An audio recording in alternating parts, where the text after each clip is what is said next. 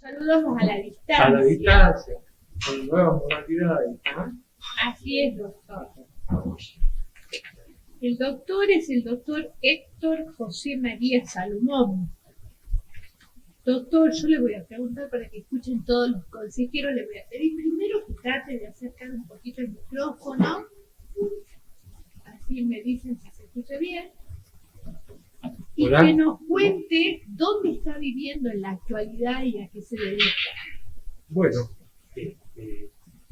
yo vivo en la actualidad en la ciudad de Embarcación, trabajo en Tartagal hace más de 10 años, en PAMI, y además, por supuesto, profesionalmente desde hace casi 34 años como abogado.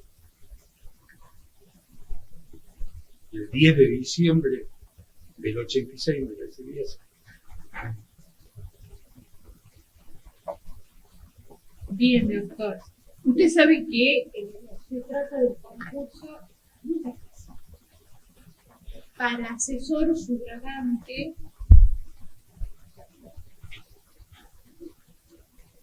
en la asesoría de incapaces número 2 del Distrito Judicial Tartagal. Correcto. Yo le voy a preguntar si conoce cuáles son los departamentos o municipios sobre los cuales este asesor tiene competencia Sí. en trámites judiciales y extrajudiciales. Claro, sí, sí. Bueno, en principio, todo lo que es el Distrito Judicial Tartagal comprende todo lo que es el Departamento San Martín y el Departamento Rivadavia, desde el río Bermejo hacia el norte. Hará 2 años aproximadamente se ha creado una asesoría en embarcación, la que tiene jurisdicción sobre Embarcación, Morillo, Dragones, Igman, y en este momento incluso el asesor de embarcación está actuando en muchas causas como subrogante para cubrir esta asesoría. La Ruta 81. La Ruta Por 81. decirlo de una manera Exactamente. De la Ruta 81 hasta Formosa, hasta el límite, tiene, bueno, antes era totalmente, digamos, de las dos asesorías de Tartagal, que comprendía todo lo que era el departamento de San Martín y la mitad del Rivadavia. O sea, el río Bermejo separa Rivadavia del Bermejo hacia el sur, le corresponde a Orán, del Bermejo hacia el norte, le corresponde a Tartagal.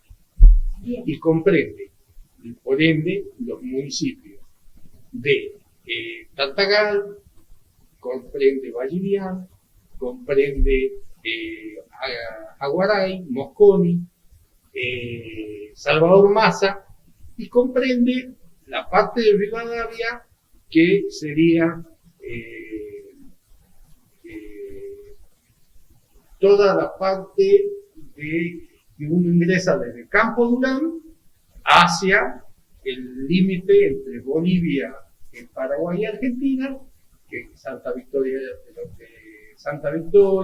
Misión La Paz, Santa Victoria, Misión La Paz, no, incluso yo con mi labor en FAMI también hacíamos exactamente todo ese recorrido y andábamos muchísimo por toda esa zona, así que ¿Conoce entonces mucho. las comunidades indígenas? Sí, sí. Tenemos más de 12 etnias. Tenemos Churupí, Chorote, Mataco, Huichi, Toba, Aba, Guaraní solamente.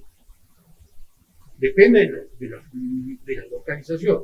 Por ejemplo, Aba, Guaraní es concretamente el Campo Durán, porque no va a encontrar otra parte.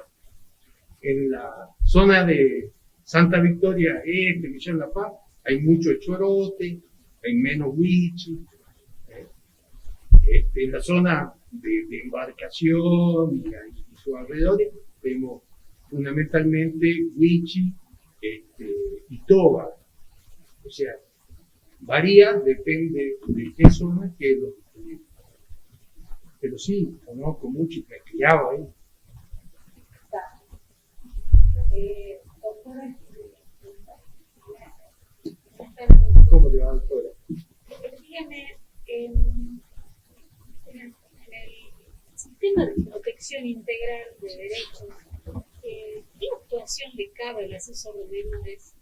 Bueno, en el sistema de protección, en realidad quien actúa es el órgano administrativo, que es la Secretaría de la Familia.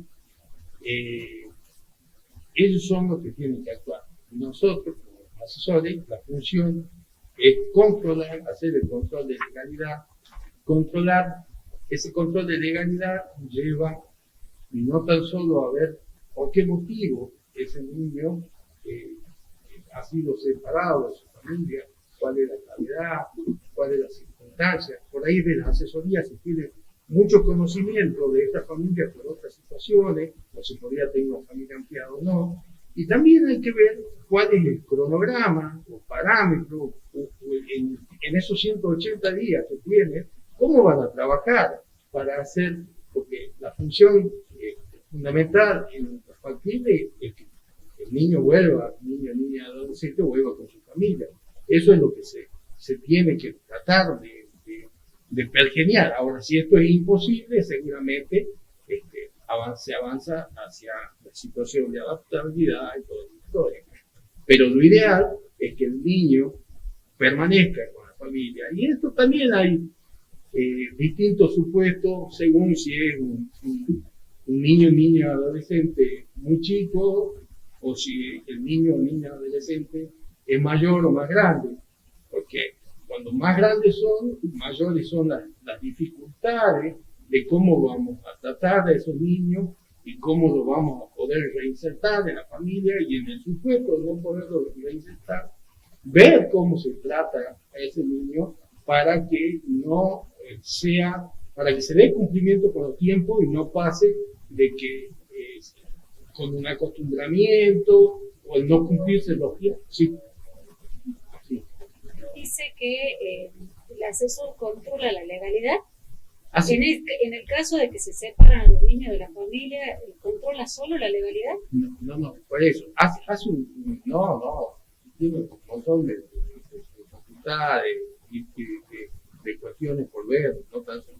Yo arrancaba un poco explicando cómo funciona el sistema y un poco separando quién es el que actúa como órgano de protección de derechos, de acuerdo a la 26061 y la 7079, y cuál es el rol de la asesoría, que es otro rol. O sea, un asesor, aunque esté regulado en el Código Procesal, no se puede pedir una medida precautoria, nada de eso. Para eso está este organismo. Y si uno ve que no actúan o no hacen las cosas bien o lo intima, y si la cosa es muy urgente, tendrá que poner un amparo para que esto funcione siempre en protección de menores. Sí.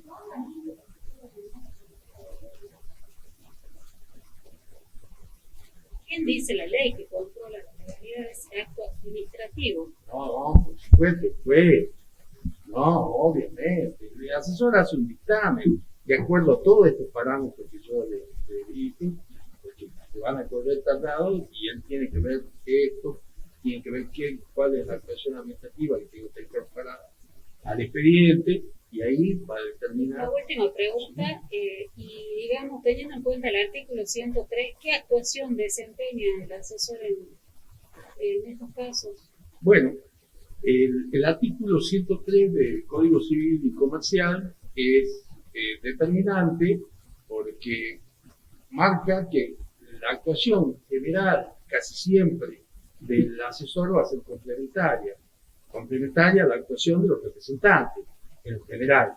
Ahora, cuando se dan los supuestos de que el representante no actúa en pos de los derechos del niño o no tiene un representante o hay un hecho que se contrapone entre los derechos de los representantes con los del niño, ahí asume una actuación principal. Disculpe, yo me refería a la actuación que tiene, digamos, ante el órgano administrativo.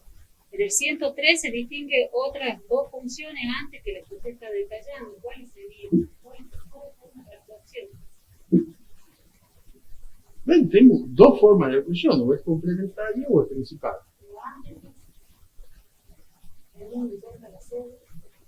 ¿Cómo?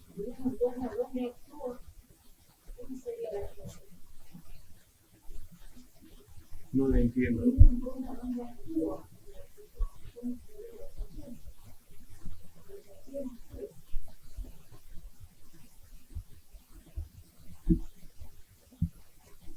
No le termino. No le termino de... Sí, en realidad le hacía referencia a la actuación extrajudicial. Ah, sí, sí, A eso me refiero. tiene una gran actuación extrajudicial, no tan solo en lo judicial, actúa mucho, perdón, disculpe ahora, tiene una gran actuación extrajudicial en un montón de causas, desde el desalojo más allá del control que haga cuando hay niños, y no es el afectado directo, pero sí lo afecta el proceso. Gracias, doctor. No, por favor. Antes de darle la palabra, quería aclarar, ¿Sí? doctor, yo creo que la doctora lo que trataba de decirle, usted sabe, y usted mencionó la ley 26061, que establece un cambio de paradigma. Totalmente. Porque ya no hablamos de una actuación Exactamente. judicial, sino de una actuación administrativa. Totalmente. Usted estaba hablando de las medidas excepcionales. Ta. El control de legalidad lo hace el juez. Oh, obvio. No, el asesor hace el dictamen sobre cómo han actuado, digamos, el órgano administrativo. Doctora Gutiérrez, Gracias, doctora. ¿Qué tal, doctor? Muy bien. Le quería preguntar, usted, si asume el cargo, se va a un lugar muy particular, con un contexto muy especial, donde tenemos unas estadísticas muy nacionales con el tema de la pobreza. Sí. Usted ha detallado muy bien el tema de cuáles son las comunidades originarias en ese lugar y sabemos todos en qué condiciones están viviendo. A nosotros nos gustaría saber, como Consejo de la Magistratura, cómo reaccionaría usted sabiendo que la pobreza es una violación tremenda del tema de los derechos humanos. ¿Sí? Totalmente. Tiene como premisa eso. Y que los derechos económicos, sociales y culturales son exigibles. Totalmente. Ahora bien, si usted toma contacto con un niño, una niña, un adolescente en situación de indigencia, supongamos que está viviendo en una casilla, sin agua, sin luz, sin cloacas, ¿usted cómo reacciona? Como asesor de menores, como asesor de niños, niñas y adolescentes. Sí, ¿Qué acción tomaría? ¿Se tomaría alguna acción? ¿Cómo es su reacción? sí, sin lugar a duda, hay una interseccionalidad de vulneraciones que se producen en nuestro querido norte, ¿no? Por ser niños, por ser de comunidades aborígenes, por ser mujeres, en la mayoría de los casos de esta problemática. Las asesorías trabajan muchísimos casos de mujeres más allá de la pobreza. Bueno, la gestión fundamental tiene que ser ante el organismo que corresponda. Allá tenemos un gran problema, pero todos, no vaya a creer que únicamente lo tienen las comunidades, lo tenemos todo el mundo. Hay un gran problema con el agua en todo el mundo. Usted abre cualquier canilla en cualquier lugar, o si usted va a Santa Victoria es más grave todavía, el agua es salada que no se puede tomar directamente. Y ahí es donde tenemos muchos problemas, incluso con menores con desnutrición, todo lo que conocemos. Nosotros, si es un problema de salud, se lo tendremos que reclamar, exigir y ver que se le otorgue los derechos a la salud por parte de lo que es el Ministerio de Salud de la provincia. Si es un problema, si es un problema de vivienda, bueno, hay que gestionar. Ahí también hay todo un trabajo extrajudicial del asesor. Usted optaría entonces por un tema extrajudicial. Obvio. Siempre hay que tratar primero esto de solucionarlo por una cuestión de tiempo, por una cuestión de gestión, por hablarlo desde las mismas leyes que hemos hablado, tienen un gran trabajo que se tiene que dar incluso con los propios municipios de cada lugar, que es el primer sostén que tenemos que buscar, la primera contención en ello, para ver cómo le vamos solucionando cuestiones a esta gente. Seguramente no somos magos ni lo vamos a poder hacer un día por el otro, pero sí hay que gestionar y ver cómo vamos acordándole esos derechos económicos, culturales y sociales que le corresponden a todos, y más cuando hay esta interseccionalidad de vulneración de derechos. Gracias.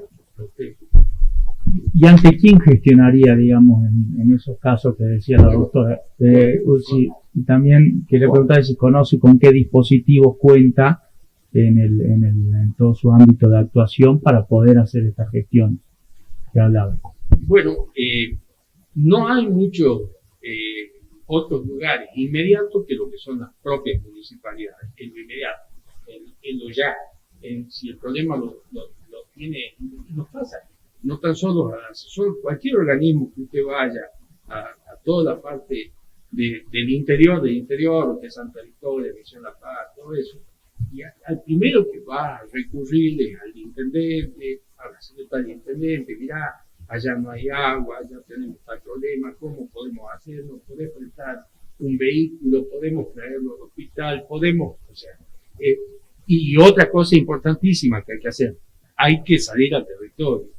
O sea, más allá del trabajo, que es mucho, que tengo conocimiento que ingresan aproximadamente 60 expedientes por día, que hay mucho por trabajar, sin lugar a duda, pero también esto es parte de nuestro territorio y hay que salir y contener y ver, porque nos pasa con estas comunidades y con todos estos grandes problemas que tiene ese lugar, no salen ellos.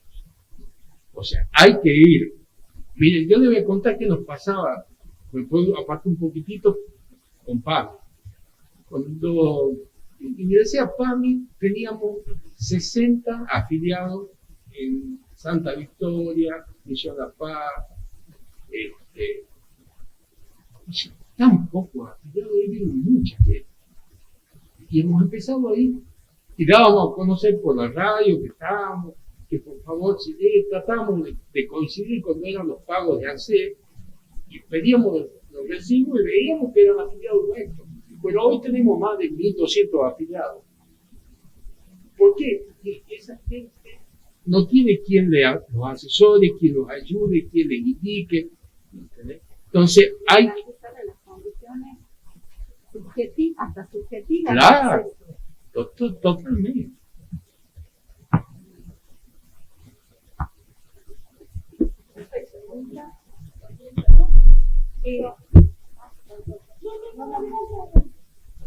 ¿Qué tal, doctor? Buenas tardes.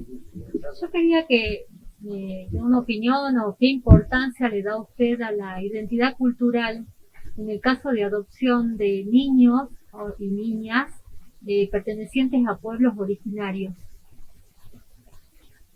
Para mí es muy importante la identidad cultural, que no se pierda, que se sostenga. Y normalmente, bueno, insisto, hay que proteger derechos. Y nosotros tenemos que ser una herramienta para que se logre esa situación. Y en el tema de la adopción, miren, no son justamente las comunidades quienes pueden ser propensas a dejar a sus hijos de forma voluntaria para ser adoptados. Y de alguna forma son muy protectores de los derechos de toda esa comunidad. Tienen muchos hijos, viven mucha gente en pequeños espacios, pero se cuidan mucho entre ellos en la mayoría de los casos.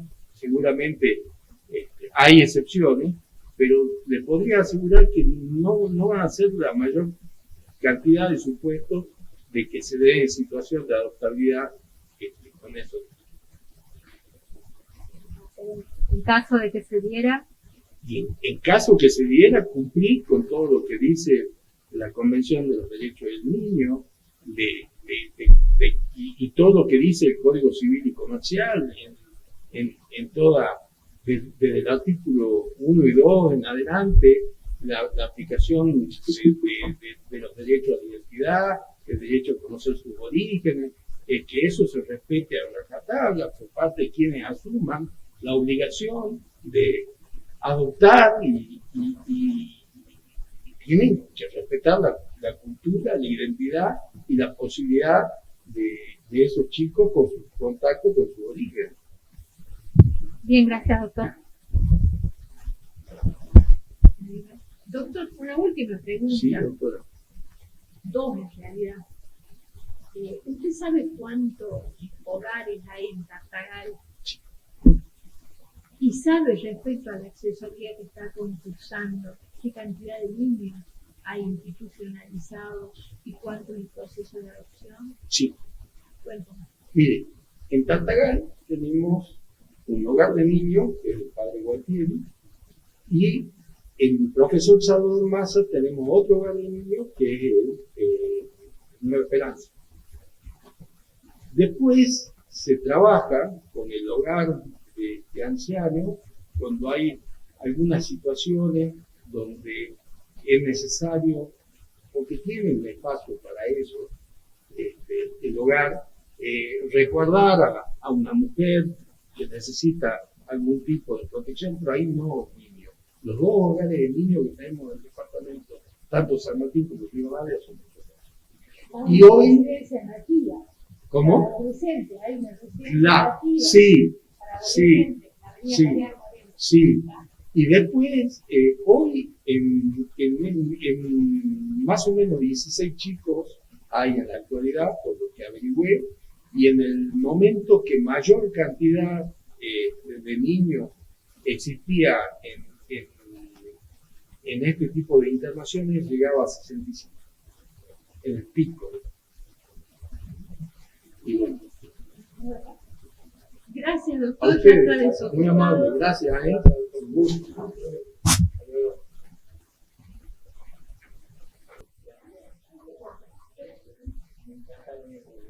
¿Cómo estás? Buenos días.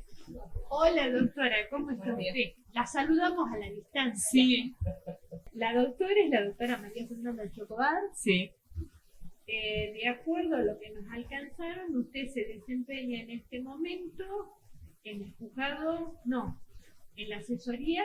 de Incapaces número 2, que es la asesoría donde se está rindiendo este programa. Ah, bien, en la asesoría que está concursando. Sí. Bien, entonces, doctora Chocobar, usted debe conocer qué cantidad de niños institucionalizados tiene la asesoría, cuánto es el proceso de adopción, Sí. cuáles son los hogares. Sí, las asesorías en el Distrito Judicial Tartagal, el Distrito Judicial Norte y el Distrito de Tartagal, hay 3 asesorías que se encuentran. Está la asesoría de embarcación, con asiento en embarcación, y están las 2 asesorías de Tartagal, la asesoría 1 y la asesoría 2. La asesoría de embarcación comenzó sus funciones a partir de 2018. En julio de 2018 comenzó sus funciones y está ejerciendo esa asesoría el doctor Cortés. En las otras 2 asesorías, la asesoría 1 está a cargo del doctor Andreu, y la asesoría 2 está a cargo, esta subrogancia es la que se está rindiendo. Entre todas esas asesorías hay 54 niños institucionalizados. De esos 54 niños que se encuentran institucionalizados, 14 son de asesoría 2. De esos 14 que tenemos de asesoría 2 institucionalizados, el 50% está en declaración de adoptabilidad, está con una declaración judicial de adoptabilidad. Tenemos con medidas excepcionales que todavía se encuentran vencidas y están pidiendo que se resuelva la situación jurídica de los otros 50%. Y perdón que me disculpo un poco con el barrio. Pero todos los niños, tenemos el 50% con declaración de adoptabilidad y el otro con el 50% se encuentra en trámite de la declaración judicial de adoptabilidad, y hay 4 niños que se encuentran en vinculación con sus progenitores. Bien. Doctora, supongamos que usted tiene que llevar Los hogares, me olvidé de nombrarle, perdón, le nombro los hogares, sí. Los hogares que están en el distrito son el Nueva Esperanza, que se encuentra en Salvador Massa. En Tartagal tenemos el Albergue Nativa, ahí se encuentran institucionalizados adolescentes. Tenemos el Gualterio Ansaldi. Ahora hay un hogar que es un plan piloto que se está trabajando en Tartagal, que es el hogar El Cruce, y hay un anexo que funciona también en Tartagal. ¿Por qué le digo que es un plan piloto el del hogar El Cruce? Porque los niños estos que se encuentran institucionalizados se encuentran junto con la progenitora.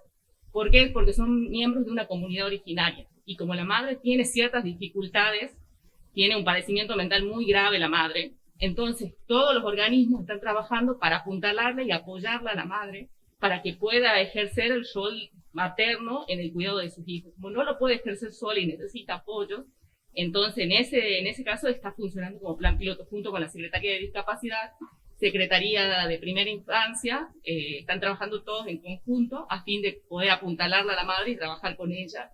Y incluso hay cuidadores específicos que están en el hogar ese para ayudarla a ella. Bien. Yo le planteo una situación que queremos que me diga, que resulta que quiere ir a ver cómo están los hogares. Sí. Creo que usted accedió al cargo por el cual está concursando y usted tiene la obligación de ir a fiscalizar cómo funcionan esos hogares. No sé cada cuánto tiempo. Cada 3 meses vamos por la resolución de Asesoría General, la 98, tenemos que ir cada 3 meses a revisar los distintos hogares donde se encuentran alojados.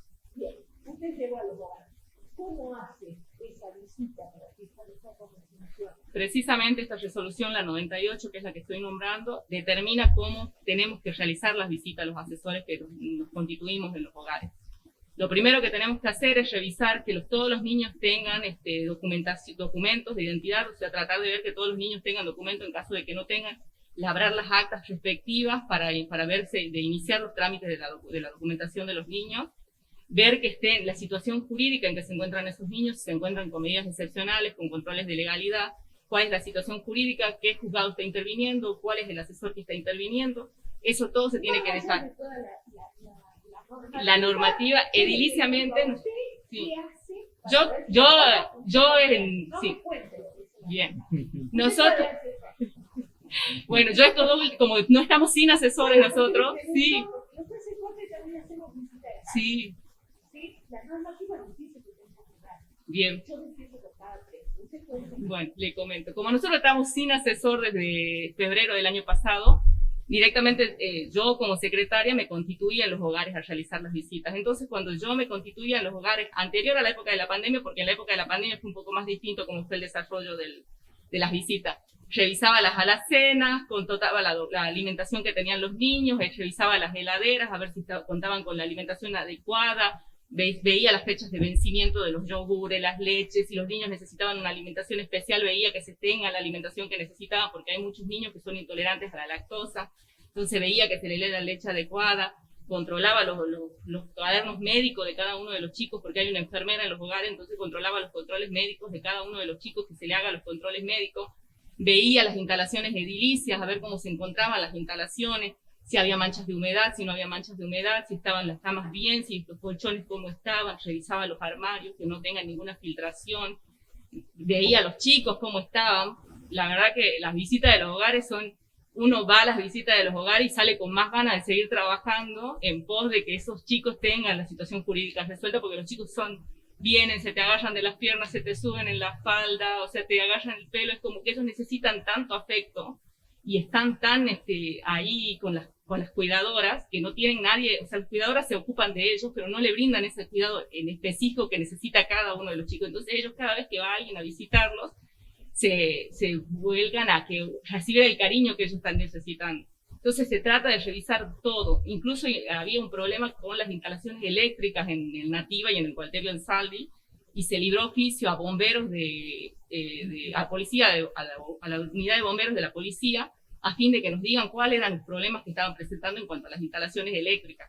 Se realizó la contratación en los hogares, nos dijeron cuáles eran los problemas que había, se le libró oficio junto con el informe ese a Secretaría de Niñez y Familia y a la municipalidad para que se realicen las reparaciones. Porque como está descentralizado todo lo que es política pública, Entonces la municipalidad tiene que intervenir y ver cómo quieren determinar un presupuesto para aplicar infancia. Entonces la municipalidad tiene que encargarse también de eso. Secretaría de Niñez, porque depende de Secretaría de Niñez y Hogar.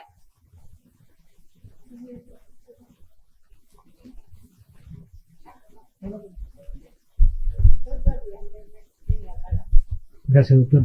Hola, doctora, ¿cómo te va? En este contexto de pandemia, Sí. ¿se puede modificar el procedimiento de un juicio de alimentos? Sí, o sea, en el contexto de pandemia se realizaron bastantes modificaciones en los juicios de alimentos en cuanto a las notificaciones, traslado de demanda. Las mismas audiencias se realizaron por modalidades virtuales, por Zoom, por WhatsApp, depende de los jueces cómo lo iban manejando. Se fueron manejando y se fue modificando lo que es el procedimiento en alimentos. El procedimiento de alimentos, como estábamos trabajando con causas que eran en feria, se trataba de que sacar los alimentos provisorios y se fijaba audiencia más para más adelante, para ver que se normalice la situación en el entendimiento de que en algún momento se iba a normalizar, pero como se fue alargando todo, ya directamente comenzaron a fijar las audiencias de modalidad virtual, comenzaron a correr traslado de modalidad virtual, ya sea por WhatsApp o enviaban las notificaciones a los domicilios que tenían constituido electrónico o algún domicilio que hayan constituido, se los notificaba a los demandados. Para mí lo mejor sería que se notifiquen, si se realiza por WhatsApp las notificaciones, porque en algunos juzgados pasó que estaban notificándola a través de los abogados particulares. Para mí, para brindarle mayor seguridad jurídica, sería conveniente que la notifiquen los secretarios y certifiquen la notificación que se estaba realizando de las audiencias, en el momento que se realizaban las audiencias o los traslados, para brindar mayor seguridad jurídica en ese sentido, o sea, por certificación de llamada, y que deje constancia el secretario de que se estaba realizando una certificación de llamada, en donde se le había notificado a la persona esta de que se le iba a correr traslado de la demanda o cómo se iba a hacer. ¿Sí? Y con esta modificación del procedimiento, ¿no hubo ningún planteo de ninguna de las partes, ya sea de la asesoría, de abogados de parte, por cómo el juzgado funcionó en esa excepcionalidad? Bueno, precisamente el planteo de la asesoría 2 en ese sentido fue el que estaba comentando, o sea, de que las noticias, de que para nosotros, para garantizar la seguridad jurídica, era preferible era conveniente que el secretario sea el que certifique las llamadas, y le hicimos los requerimientos al juzgado para que así se haga en los procedimientos que sean, ya sea de cuidados personales, porque se estaban audiencias, autorizaciones de viaje, que estaban fijando autorización, pedidos de autorización de cambio de colegio. En ese tipo de procesos que se estaban realizando audiencias, nosotros en eso pedimos que el secretario sea el que certifique las llamadas para garantizar lo que sea la seguridad jurídica y evitar planteos de nulidades posteriores que podía llegar a entorpecer el proceso o alargar el proceso. Está bien, doctor.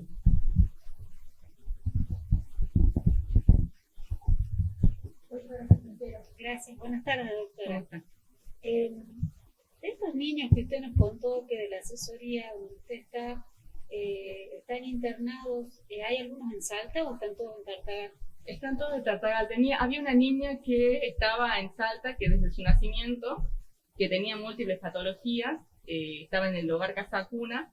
Sin embargo, el juzgado de familia 1, que era el juzgado que estaba interviniendo, declaró la adoptabilidad de la niña y se declaró incompetente. Nosotros, como estuvimos mandando informes a asesoría general en relación a todos los niños que se encontraban institucionalizados, ya contratamos que está interviniendo un juzgado de familia de Salta por esa niña. Bien.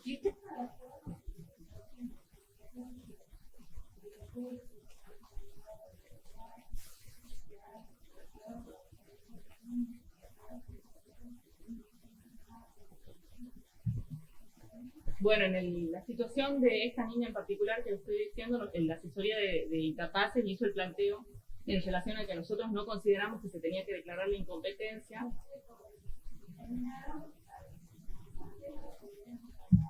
Hasta tanto se declare la adoptabilidad, porque pretendían declarar la incompetencia sin declarar la adoptabilidad de la niña.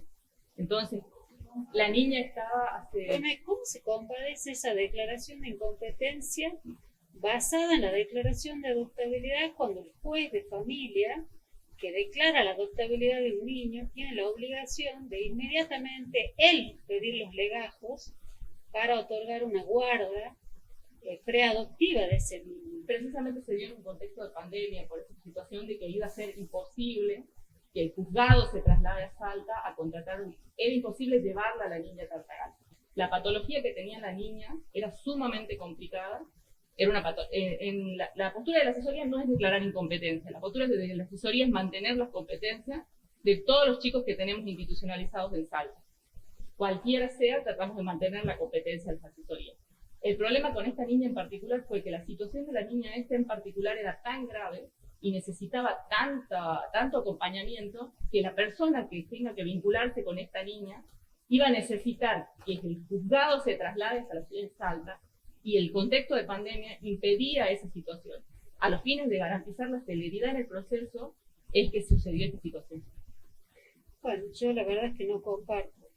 Sí, o sea, es como... De todos modos, eso lo conozco el caso, porque estuve en el Hogar Cuna el viernes, Sí. Y bueno, esa situación todavía no está firme, ¿sí? Pero la Sí. verdad es que es bastante indeseable que los jueces que Sí, internan chicos y después los abandonan acá, o sea, el mismo los Sí. padres los abandonan, los jueces los abandonan. Bueno, por eso era el tema de que Sí, la justamente. tutora lo había planteado el pedido de incompetencia. Bueno, De todas formas, doctora, perdón, pero las cuestiones de competencia de los jueces muchas veces tienen que ver con la inmediatez y las personas donde están para poder hacer. Nos ha sucedido miles de veces, yo como jueza de ejecución he sostenido muchas veces esa instancia por la inmediatez que se necesita con los tiempos que tiene que ver. Pero bien, Lo mismo el fallo... son cuestiones, claro, pero digamos, cada uno ¿qué tiene su postura, no claro, sé, pero ¿qué elementos se tienen en cuenta, digamos? Es eso, o sea, el fallo Tufano marca claramente cuáles son Bueno, los ese elementos para que se los- tiene para ese trasladar para- la competencia. Personas con salud mental, por ejemplo. Sí, pero ¿Sí? Tufano marca determinados puntos que pueden Sí. ser trasladables a determinada situación. Sí, puede ser. Pero digamos, en el caso de menores de edad, digamos, ¿qué reglas de competencia tiene el Es de Código inmediato. Civil? ¿Cómo? ¿Qué reglas de competencia tiene el Código Civil para el caso de menores de edad, de personas menores de edad? Las reglas de competencia es el centro de vida del niño. Bien. En este caso, el centro de vida de la niña, desde su nacimiento estaba en Salta. ¿A usted le parece que es centro de vida en un lugar donde está internada en forma transitoria? No, no me parece que sea centro de vida, pero en ese caso se garantizaba la celeridad en el proceso. En ese caso en particular. Sí, sí, totalmente bastante. opinable, doctora. Sí. Sí. Le Creo que hago... todos los consejeros estamos de acuerdo en que es totalmente opinable. ¿Podemos seguir, por favor? Ahora, Sí. Sí.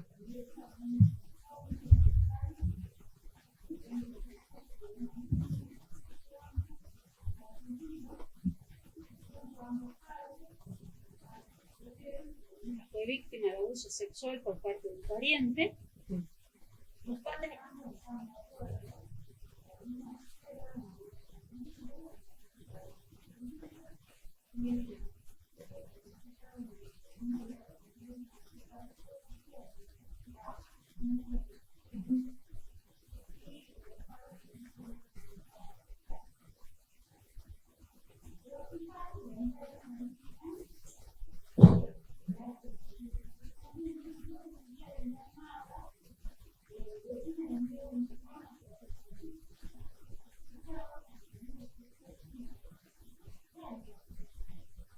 La primera consideración a la pregunta, la niña tiene 14 años, en ese caso se aplica el artículo 26, eso lo dice el protocolo del Ministerio de Salud, el protocolo 65 del Ministerio de Salud en cuanto a las decisiones médicas. Más allá del consentimiento que brinden los padres, la adolescente tiene que brindar el consentimiento. Eso lo marca claramente la resolución 65 del Ministerio de Salud y el artículo 26 del Código Civil. En cuanto a las decisiones médicas, es el niño el adolescente el que tiene que firmar el consentimiento, es el que va a tener que firmar la declaración jurada que prevé el protocolo de aborto no punible y es el que va a tener que firmar el consentimiento informado. Sí, porque tiene 13 años y para las decisiones médicas la resolución 65 Pero el del... 26 hace una diferencia, ¿no? De las decisiones Sí, médicas, pero cómo el- deben ser las prácticas, hace una distinción. ¿no es Sí, cierto? pero la resolución 65 Sí. del Ministerio de Salud que hace a la interpretación del artículo 23 de qué se considera sí, sí. decisiones Me médicas, refiero, esa doctora, plantea... que digamos el artículo 26 hace una Sí. distinción de actos, Sí, sí. en el sentido de que sean invasivos o no O no invasivos. ¿El aborto no punible o la práctica de un aborto sería invasivo o no invasivo? Según el protocolo 65 y el protocolo de nación de aborto no punible al que adherió la provincia, no es un tratamiento invasivo en esa semana de gestación que usted me está marcando. Bien. depende, le cuento, del método que se emplee Por eso para le digo, llevar en esa- adelante el aborto, porque cuando es legrado, sí Pero- se lo considera como una práctica Invasiva, sí. invasiva pero porque usted- implica mayor riesgo. Claro, usted me está diciendo Bueno. que tiene un mes de gestación. El Bien. protocolo marca que si tiene un mes de gestación se tiene que aplicar lo que son pastillas, el método de pastillas. Entonces no sería un método invasivo que provocaría un daño en la víctima, que es lo que marca el 26 y el protocolo 65 del Ministerio de Salud. ¿Y qué haría usted entonces con el informe? El informe yo tendría que tomar contacto directo con la adolescente y ver si la adolescente realmente quiere llegar a la práctica. Si la adolescente quiere acceder a la práctica, yo se lo tengo que garantizar como asesor porque ¿Cómo mi- hace?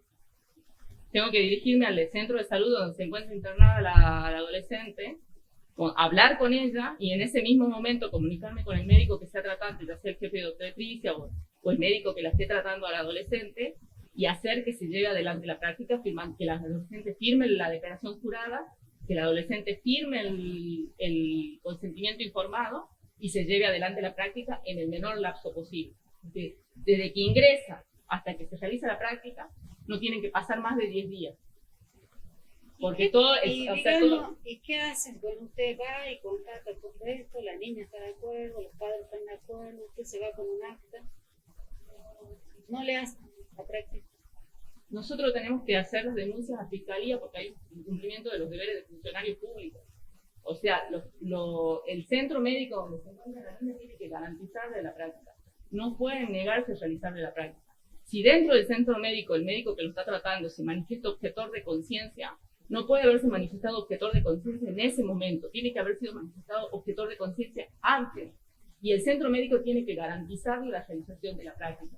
No puede, tiene que ir a algún otro médico a realizarle la práctica porque tiene que garantizar el acceso al aborto no químico. A la interrupción legal del embarazo. Gracias, doctor.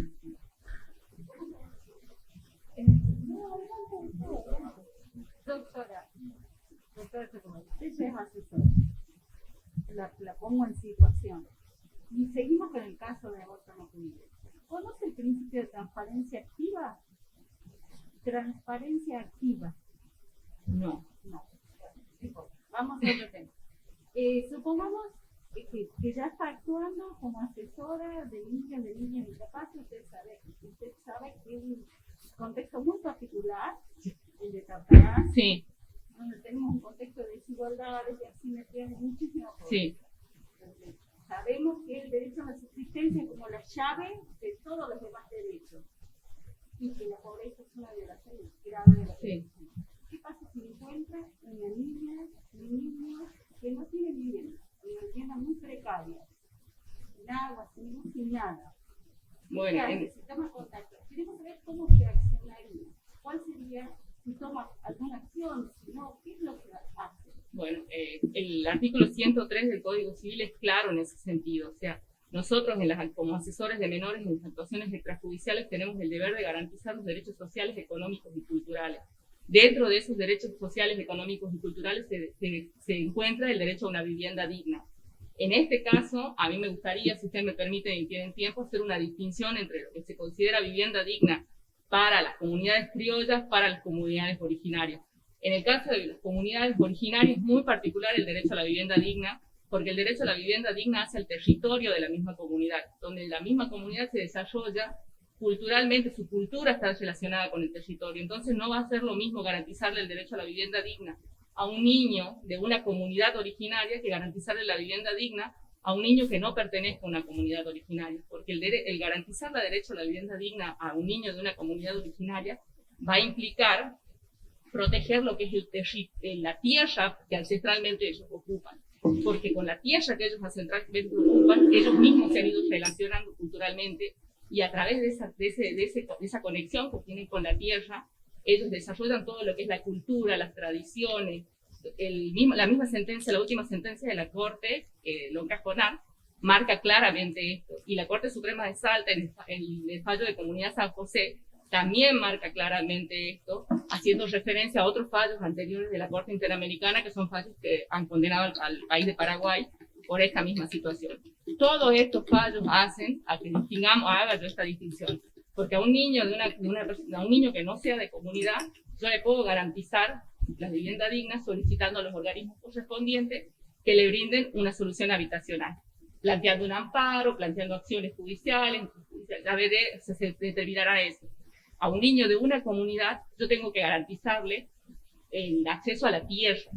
Por eso es claro la 26160 cuando marca que lo que se tiene que proteger es la propiedad que ancestralmente ellos han ido ocupando. Y están prohibidos los desalojos, suspendido ahora hasta el 23 de noviembre, si no me equivoco, del 2021, están suspendidos los desalojos de las comunidades que ocupan por las tierras que tradicionalmente ocupan. Es importante el fallo San José de la Corte. ¿Por qué es importante?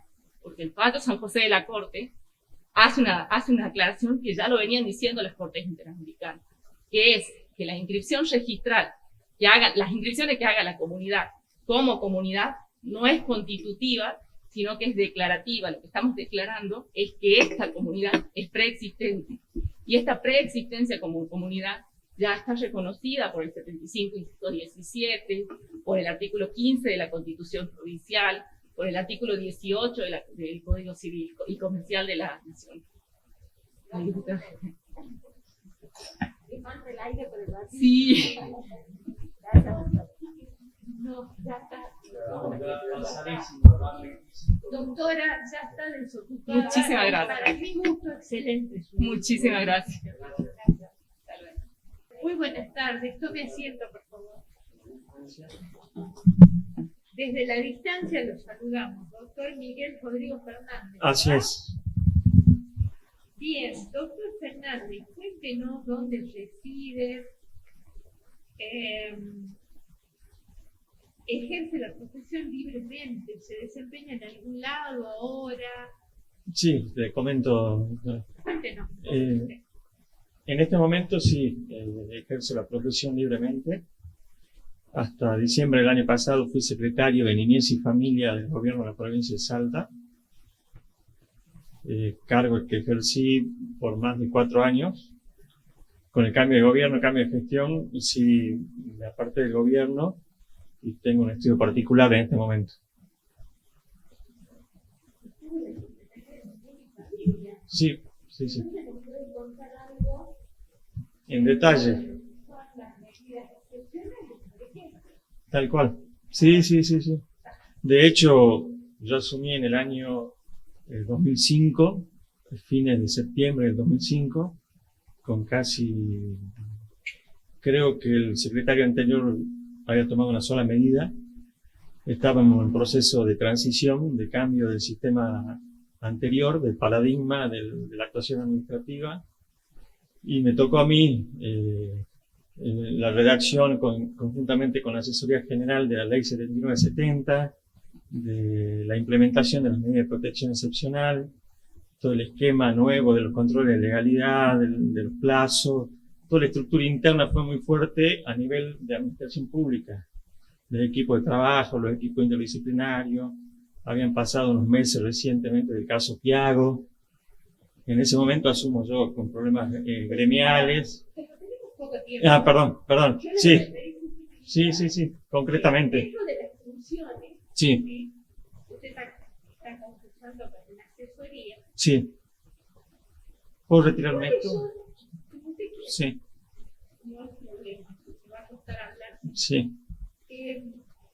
Quisiera que nos cuente cuáles son las actuaciones extrajudiciales o judiciales, quién emite las resoluciones, Sí. quiénes hacen los controles, Sí, sí. ¿sí?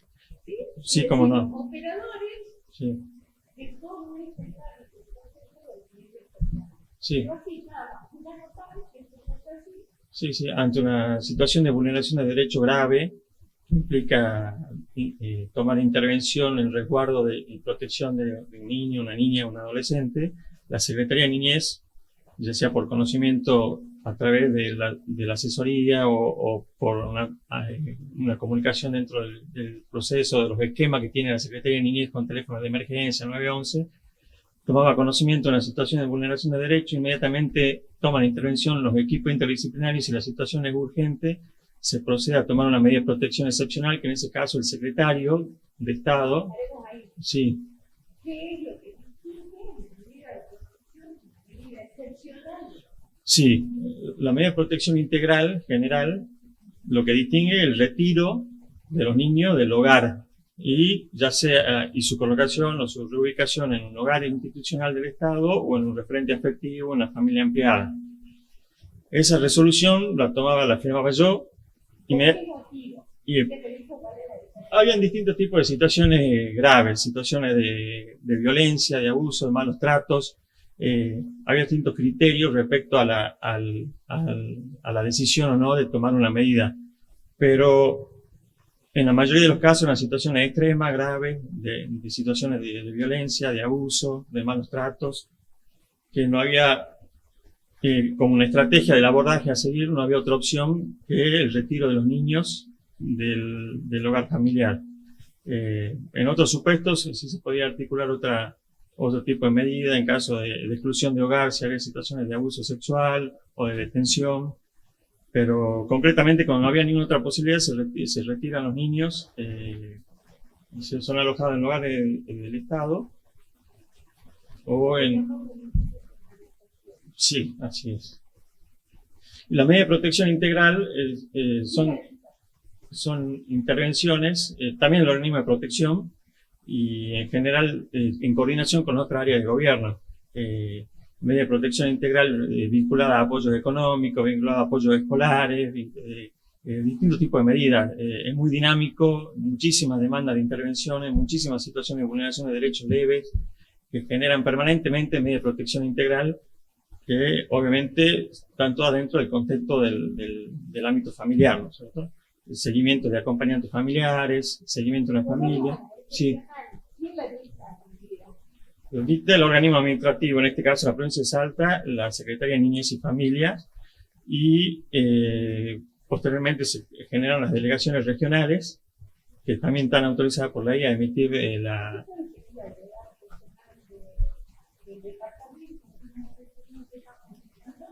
Sí, la doctora Gómez, si no me equivoco, Graciela Gómez, sí. También está facultada por ley para tomar una medida de protección excepcional. Hasta el momento que yo cesé en el cargo, sí, inmediatamente comunicarlo al Poder Judicial, al Poder de Familia. Sí, 72 horas, sí. El juez tiene que hacer el control de legalidad. El control de legalidad es el control posterior, verificar si la medida que se tomó se ajusta a derecho, si el criterio fue el adecuado, fue el correcto, si las causas que se invocan para tomar la medida, el informe técnico del equipo interdisciplinario está correcto, para lo cual cita a las partes que corresponden, ¿no es cierto? Sí. Y emite el control de legalidad aprobando. Sí. ¿Qué puede hacer el juez? El juez... ¿Cuál es el derecho de la facultad que tiene el juez? Generalmente lo hace y a veces sí. para no justificar. No, el juez está obligado a escuchar al menor, o sea, al niño. Claro. Sí, es importante que el derecho del niño a ser escuchado no es una obligación del niño, es un derecho, obviamente. Es obligación del juez, pero no está obligado a declarar.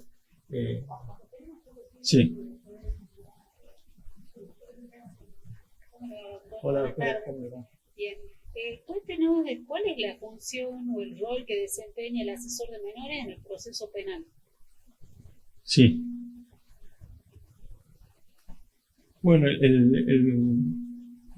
el asesor de menores forma parte del proceso penal en control de legalidad, o sea, como dentro de las facultades que le otorga el artículo 103 en la esfera judicial, ejerce el control de legalidad como una función complementaria.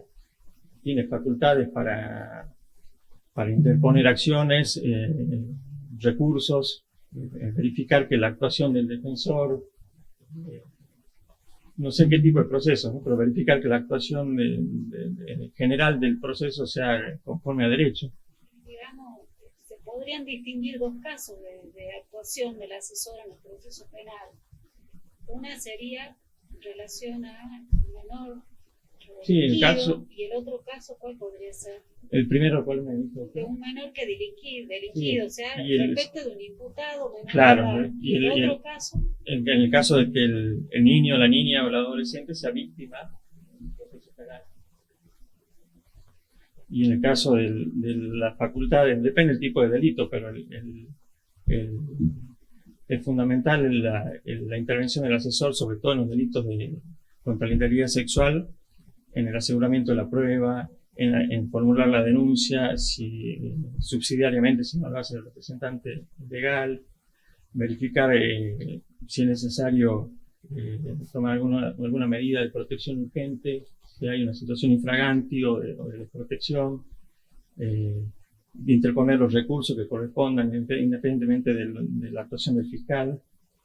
Hay casos de acá de la Corte de Salta planteados, no recuerdo la carátula, pero que se le ha reconocido a la competencia a la asesoría para interponer recurso ante el silencio de la Fiscalía o la omisión de la Fiscalía.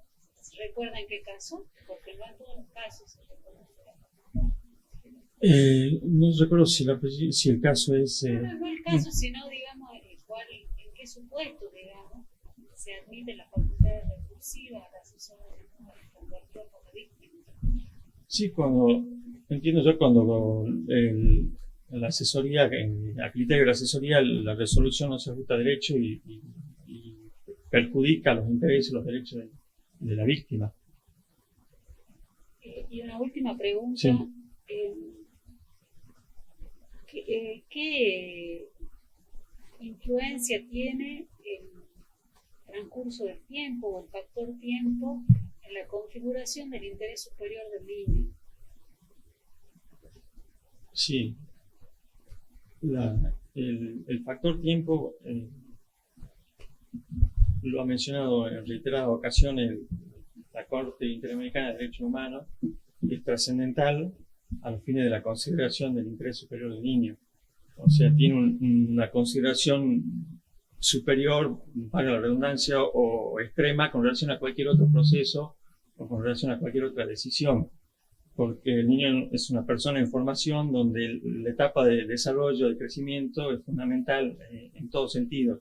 Entonces el factor tiempo en cuanto a las decisiones del Estado, del Poder Judicial, revisten una importancia trascendental, lo que exige o obliga al Estado a la máxima aplicación del principio de la debida diligencia con relación a procesos donde hay niños, niñas y adolescentes. No. Me pregunta hace 2 días, no sé si lo conoce, si no lo conoce, dígame, porque fue anteayer, un fallo de la Corte Suprema de Justicia que revocó una orden de restitución internacional de un niño. Me acuerdo por el factor tiempo. ¿Lo conoce? No lo leí, doctor. Es muy interesante, porque termina la residencia habitual del niño como nexo de conexión para establecer el derecho aplicable. Léalo porque está muy bueno. Hace 2 días. Doctora, tiene la palabra. Sí, doctora.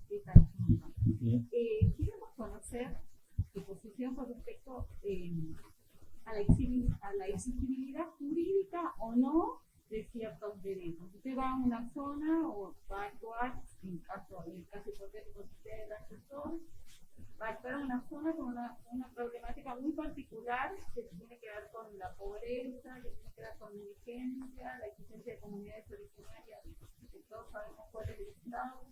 Entonces la idea es que usted nos cuente si tal vez se encuentra con aparece en su agencia del Estado un niño o una niña que tiene una situación precaria de vivienda, una casilla sin luz, sin agua, con ninguna condición de subsistencia.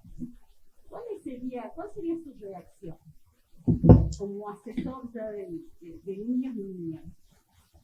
No, yo, en mi opinión particular, por lo establecido en el artículo 103 de la actuación extrajudicial del asesor de menores, respecto a los derechos económicos, sociales y culturales,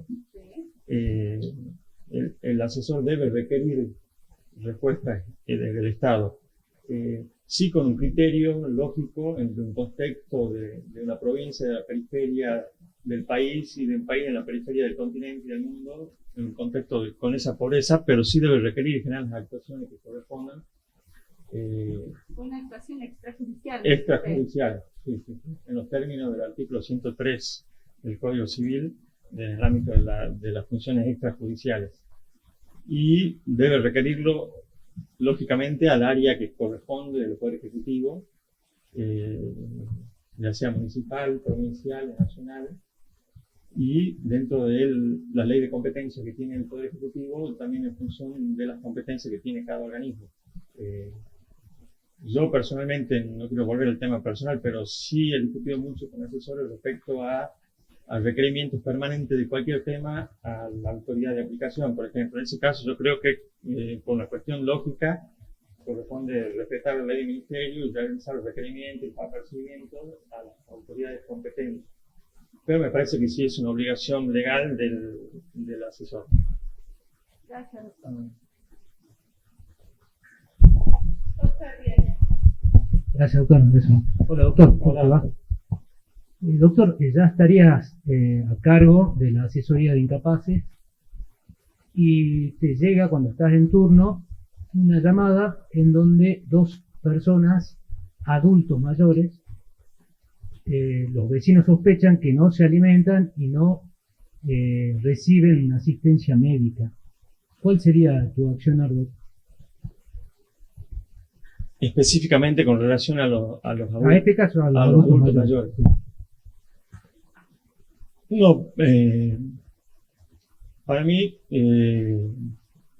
revistiendo el adulto mayor la condición de persona vulnerable, en los términos de la regla de Brasilia, tomaría intervención en el caso a los fines de generar las actuaciones que corresponden, sin perjuicio de que o analizar la situación particular, pero tomaría medidas de protección, generaría la articulación para generar medidas de protección inmediata respecto de ese caso. Verificar en qué situación se encuentran, quiénes son los responsables, cuál es la situación particular del caso, si hay algún otro derecho vulnerado, alguna situación crítica que resolver inmediatamente, con intervención de los servicios de emergencia, ya sea de salud o de seguridad. ¿Verificaría el estado psicológico de los mismos si se encuentran? En general, en la situación en general, la situación tanto vinculada a la situación material de salud, situación de seguridad, qué adulto responsable, capaz, estaba a cuidado de esas personas, pues la situación en la evaluación integral de su situación de salud mental. ¿Cuál sería la competencia, doctor, de la asesoría? ¿Los menores? Sí, la competencia establecida para las asesorías de menores de niña y adolescentes, o las personas menores de 18 años, personas con capacidad restringida o declaradas incapaces. Está bien, doctor, gracias. Además de esos que nombra la 103, ¿habrían otros casos de intervienen las leyes especiales? Por ejemplo, la ley de violencia familiar.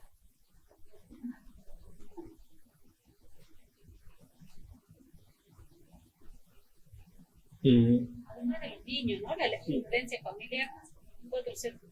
Sí. Sí.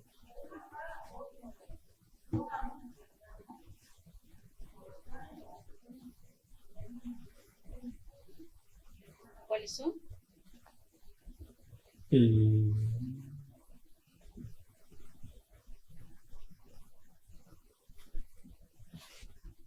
No recuerdo, la verdad. En el caso de los imposibilitados de denunciar, discapacitados o Sí. ancianos imposibilitados de denunciar. Gracias. No.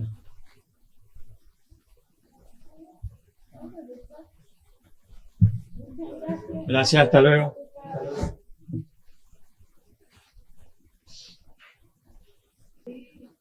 Buenas tardes. Buenas tardes. Tome asiento, por favor, trate de ubicar el micrófono bien cerca para que lo escuchemos bien. Bien, doctora. Y cuéntenos, doctora Silvia Cristina Ruiz, ¿verdad? Sí, así es. ¿Dónde es su residencia y qué es lo que en estos momentos está haciendo en forma laboral? Bien. Yo resido en Orán, sí, y soy secretaria en la asesoría de incapaces número 2, que el asesor es el doctor Cristian Babix. Ya desde el año 2. Sí.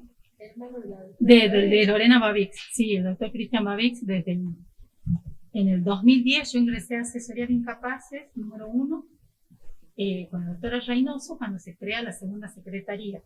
Y ya al crearse la asesoría de incapaces número 2, yo pasé a formar parte del equipo del doctor Babix y desde el 2011 estoy allí, en la asesoría de incapaces número 2.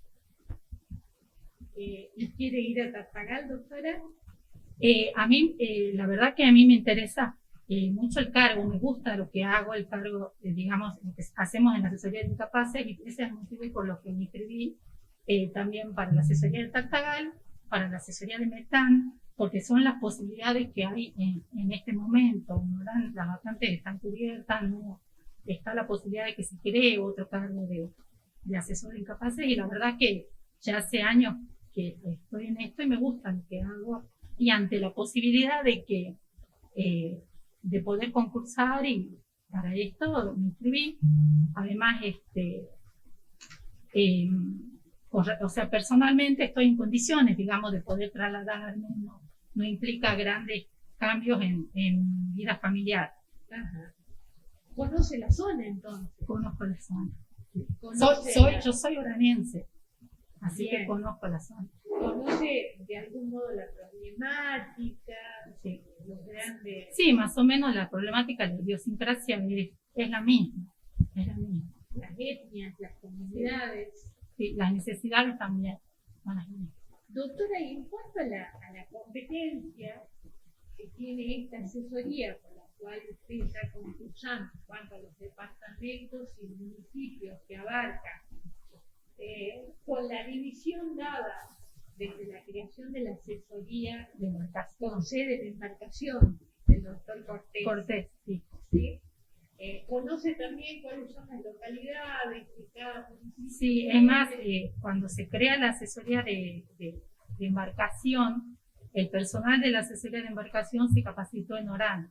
Ellos estuvieron allí hasta que tuvieron el espacio físico, todo para trasladar. Y sí, la verdad que en ese sentido Tartagal nos lleva ventaja a Orán porque tiene una asesoría más y bueno, descomprime bastante, ¿no? Porque lo que abarcaba era demasiado, el mismo Orán. El departamento es vasto y son muchas las necesidades del interior sobre todo.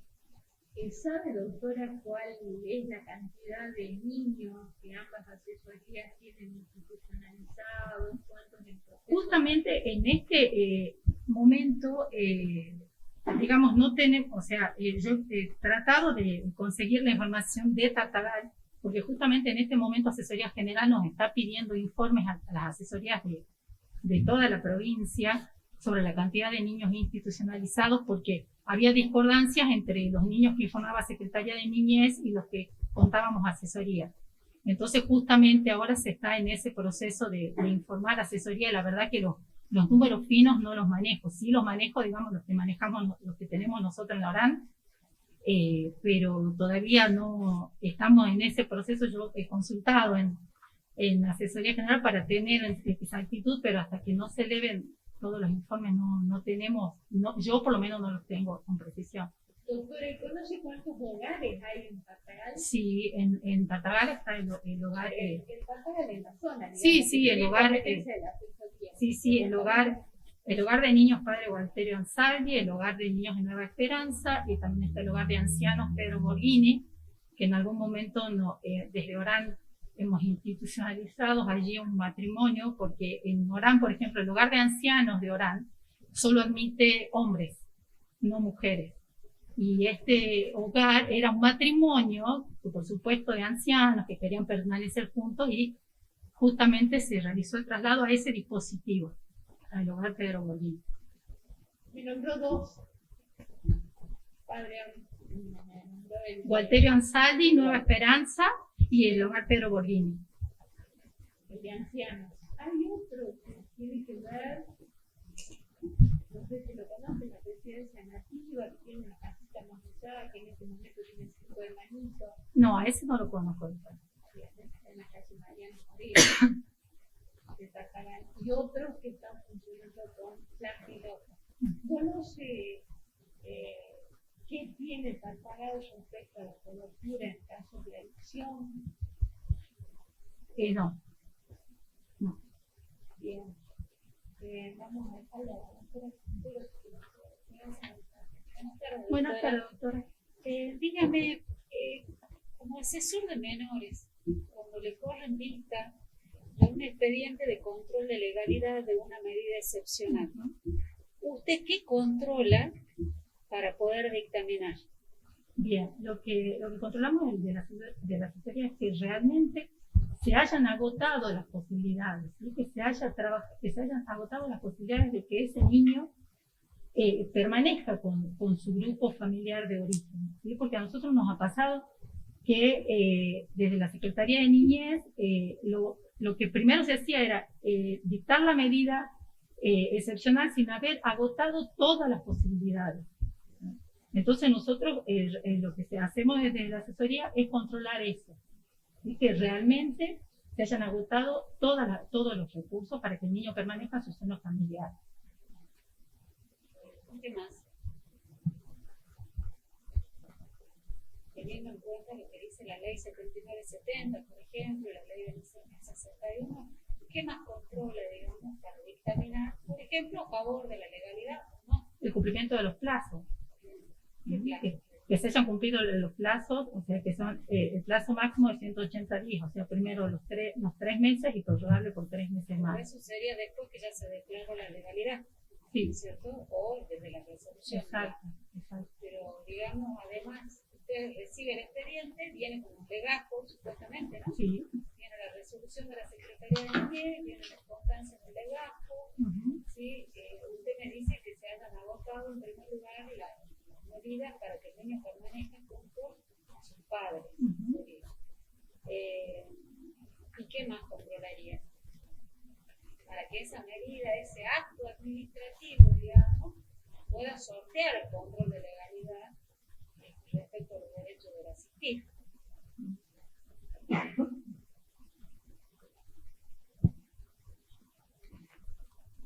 Si usted tiene en cuenta, digamos, que las medidas excepcionales se toman con un objetivo, ¿no es cierto? ¿Cuál sería el objetivo por el que se toman medidas excepcionales? Preservar al niño, que no se vulneren sus derechos. Claro, que me refiero a que son medidas transitorias, ¿no es cierto? Por supuesto. Y digamos, y esa transitoriedad o ese tiempo en que se lo aparta, ¿para qué se lo utiliza? Justamente para trabajar, para trabajar en su medio familiar, de proveerle de recursos, si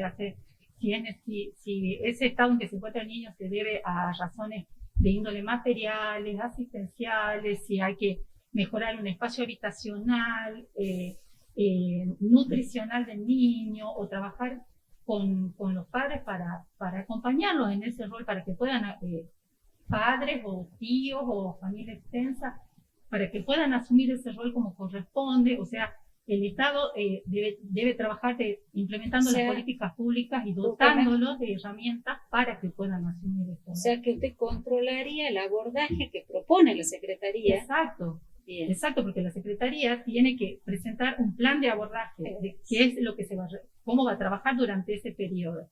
Entonces, que realmente se hayan agotado, que se hayan cumplido el plan propuesto. Que lo propongan. El plan propuesto. Y si no propusieron, ¿qué hace?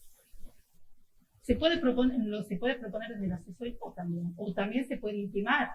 Se puede solicitar al juez que se intime en plazo perentorio que presenten un plan de abordaje. Y si no, también desde la asesoría muchas veces se proponen medidas. Bien. Y digamos, y aparte, presentado esta medida excepcional para control de legalidad, ¿qué más peticiona usted en base a lo que dice la ley? ¿Qué le peticiona al juez de familia, digamos?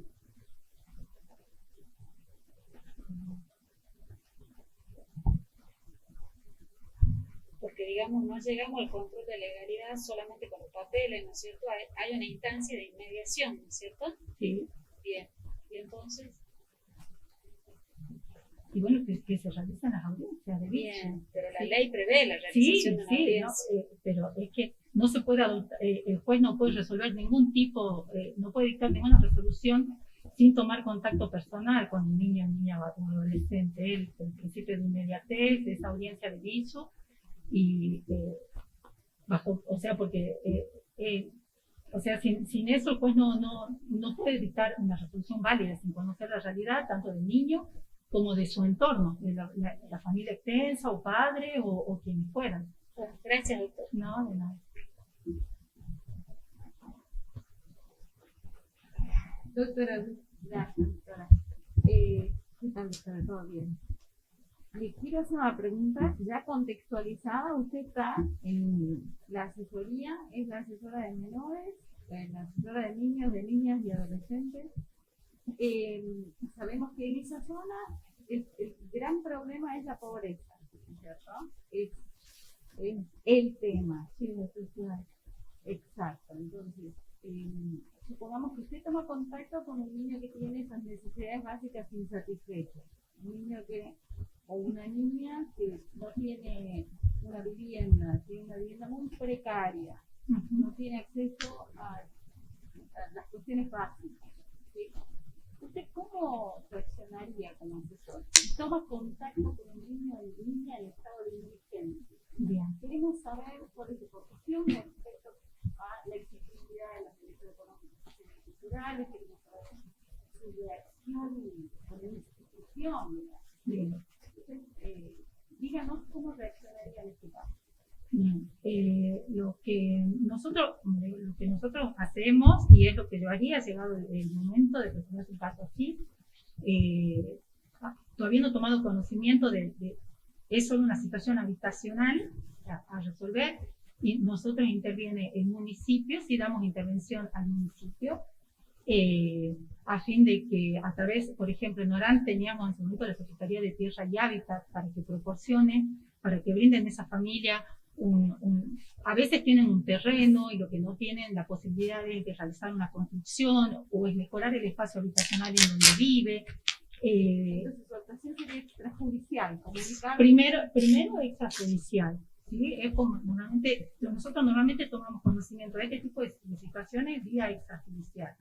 Entonces lo que se hace de la asesoría es constatar esa situación, realizando ambientales, citando a los progenitores, tomando contacto personal de cuáles son las necesidades de la familia. Una vez que tenemos el conocimiento de cuáles son las necesidades, las posibilidades de ese grupo familiar, dar intervención a los organismos que corresponden, ¿sí? A la Secretaría de Niñez y Familia, al municipio, incluirlos en algún programa de asistencia material. El municipio de Orán, por ejemplo, mejoran el espacio habitacional o construyen prefabricadas dentro del inmueble que tienen, dentro del terreno que tienen.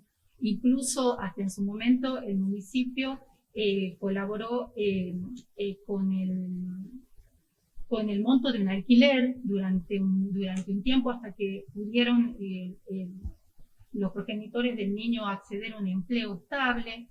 Incluso también se puede gestionar ante el Instituto Provincial de la Vivienda también, planteando esa posibilidad. Muchas veces también tenemos niños con discapacidad, entonces también como que tienen una preferencia dentro del acceso a las viviendas del Instituto Provincial. Le pregunto, pero solamente para conocer, ¿por qué tiene una preferencia por lo extrajudicial a lo judicial, a una actuación judicial en estos casos? ¿Un amparo por acceso a los derechos básicos, por un amparo al acceso a la vivienda? Bueno, pero es que también todo depende de la urgencia, ¿no? O sea, normalmente lo que uno procura es, o sea, la solución, lo que más tenemos a mano y lo más rápido, por lo menos a lo que nosotros hemos tenido una respuesta mucho más inmediata, ha sido agotar la instancia en el municipio. Por supuesto que cuando el municipio no responde, es remiso o no da una solución, la vía siguiente es el amparo. Pero yo creo que si uno tiene los recursos en el municipio y tenés la posibilidad de dar una solución y el municipio te responde, yo creo que el amparo procede ante esa falta de respuesta. Perdón, sobre este tema, ¿suelen tener éxito estas gestiones?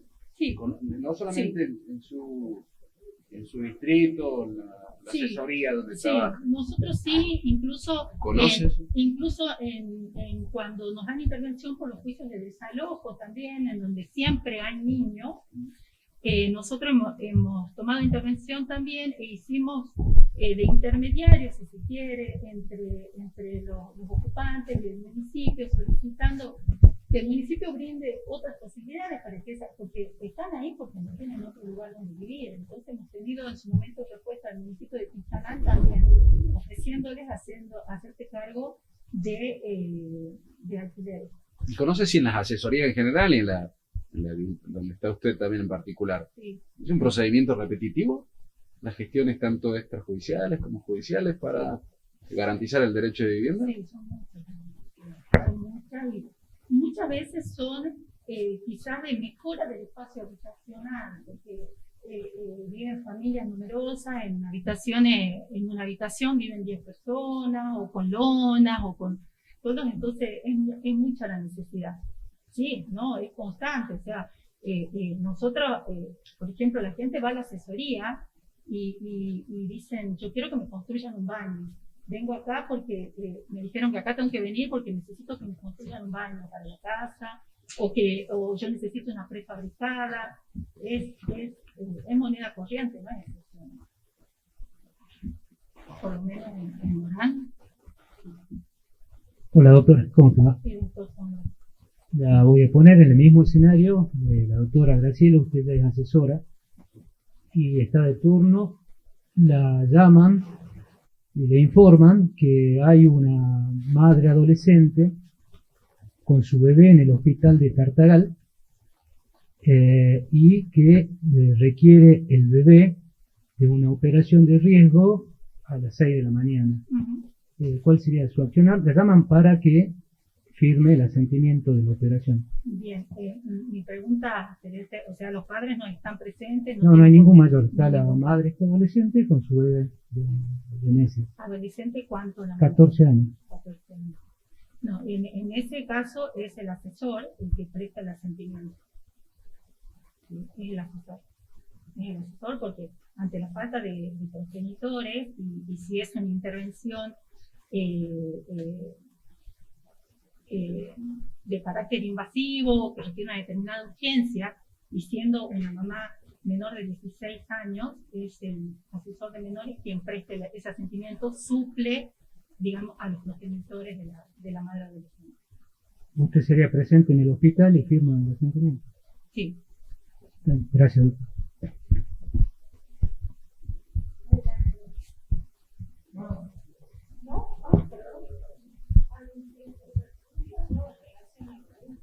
Doctora, ¿qué dice el Código Civil respecto al ejercicio de la responsabilidad parental por parte de los padres adolescentes? Sí, que a mayor, o sea, la mayor capacidad, los padres adolescentes tienen que ir, tienen la posibilidad, digamos, la idea es que los padres adolescentes puedan ir haciéndose cargo progresivamente de sus hijos. Pero acá estamos ante otra menor de edad que también está sujeta a la responsabilidad parental. Y en el caso de lo que me plantea aquí es una intervención de gravedad, entiendo, y que necesita el asentimiento, digamos, de esa adolescente. Si tuviera sus padres también tendrían que prestar el asentimiento. ¿Y usted va a reemplazar el consentimiento de los padres? ¿Quién suple el consentimiento de los padres? Pero es que no lo tiene a los padres. La mamá está ahí. Sí, pero es menor de edad. La abuela no está, digamos. Sí, pero es menor de edad. Claro. Pero ¿quién supliría ese consentimiento en todo caso? ¿Usted cree que como asesora tiene facultades para ir a suplir?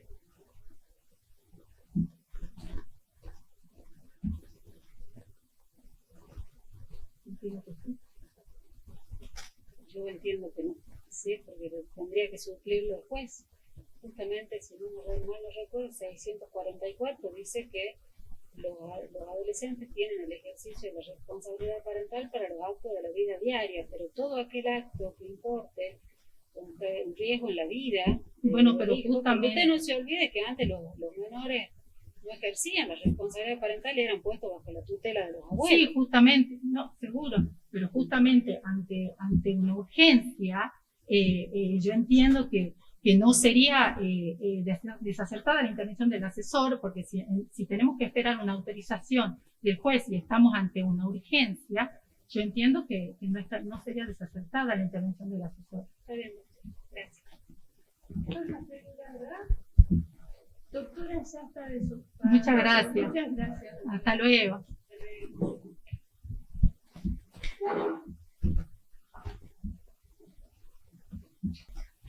Hola, doctora. Tome asiento, por favor. Doctora Bettina Morgata, ¿verdad? Sí.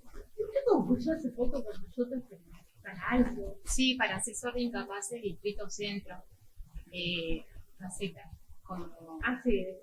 cuánto tiempo? Sí, hace 10, 11 meses. Bien. Cuéntenos, doctora. Usted vive en Tartagal, ¿verdad? Sí, actualmente yo estoy ejerciendo la función de secretaria letrada en la asesoría de incapaces número 1 del Distrito Judicial Tartagal. Y bueno, anteriormente litigué aproximadamente 8 años y medio. Litigaba en causas de derecho de familia, causas de derecho minero y principalmente me dedicaba a las causas de derecho del consumidor. Pero bueno, a partir del año 2016, como siempre me apasionó lo que es el derecho de niñez, infancia y adolescencia, decidí comenzar a concursar para el Poder Judicial y el Ministerio Público. Tuve la suerte de poder quedar en varias ternas, aproximadamente 6 o 7, y finalmente, creo que en la 8ª terna, me eligieron para que pueda desempeñarme en el cargo en el que estoy ahora. ¿Desde cuándo tenés asesoría? Estoy desde el año 2016, desde diciembre del 2016, hace 4 años ya casi, así que me estoy desempeñando con el doctor Andreu. Sí. Bien, entonces debe conocer absolutamente todo lo que se refiere a la asesoría, a la cantidad de niños institucionalizados que tenemos en el departamento. Cuéntenos. Sí, aproximadamente van variando. Ahora, con post pandemia, tuvimos unos ingresos de aproximadamente, por lo menos en la asesoría de incapaces en la que yo estoy, aproximadamente 7 niños ingresaron por cuestiones particulares. ¿Y sabe cuántos tiene la otra asesoría?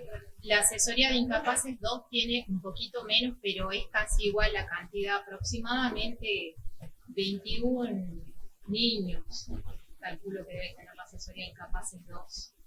Va variando porque muchas veces lo que ocurrió ahora, porque la asesoría general nos pidió que vayamos informando la situación de los niños, y hubo egresos con los papás de ambas asesorías, digamos. Entonces, pero aproximadamente el número de niños es entre 15 y 20.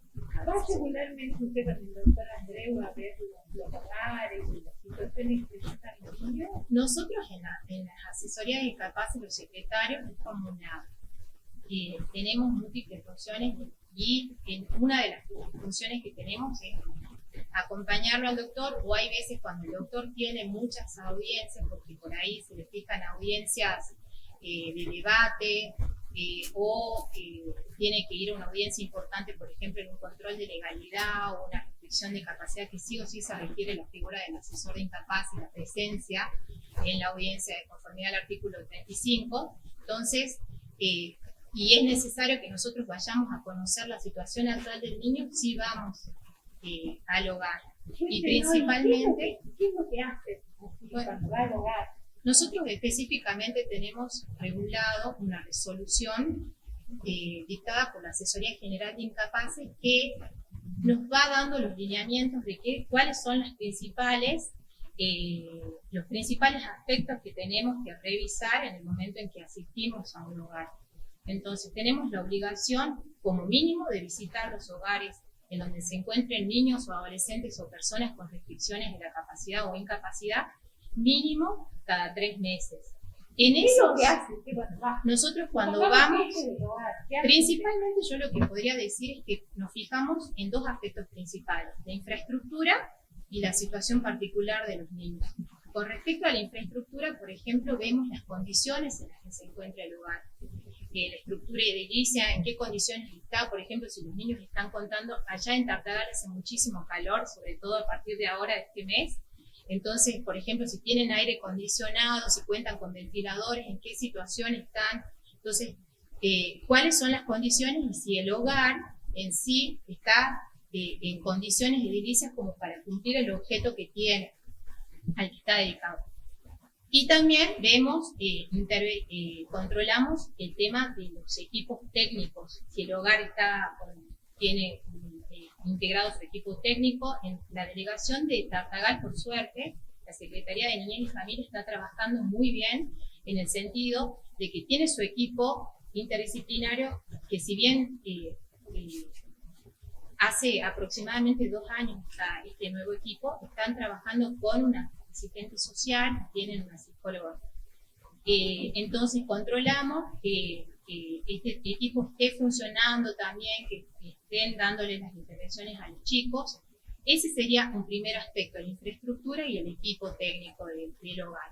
Y lo otro que controlamos es la situación particular de los niños. Por ejemplo, si entran niños al hogar, entraron hace poco tiempo, controlamos si esos niños están documentados, por ejemplo. Si no están documentados, se formularán los requerimientos correspondientes en virtud del derecho al y recibe por patrimonio una denuncia de que una de las responsables del hogar maltrata a los niños. ¿Qué comprueba esa situación? ¿Qué hace? Lo primero que haría es comunicar esa situación a la Secretaría de Niñez y Familia, a la delegación, a los fines de que se tomen medidas preventivas, por ejemplo, el tema de si esa empleada del hogar, esa cuidadora del hogar, tiene que ser removida, será una cuestión de índole administrativa que lo deberá analizar, digamos, el hogar. Sin embargo, yo en lo que más me enfocaría sería en la protección de los derechos de mis asistidos. Y si hubo maltrato, podría efectuar, o sea, una denuncia ante el juzgado de violencia. Sí. Solicitaría medidas preventivas. Por ejemplo, la prohibición de acercamiento, primero que se la aparte a esta persona y solicita.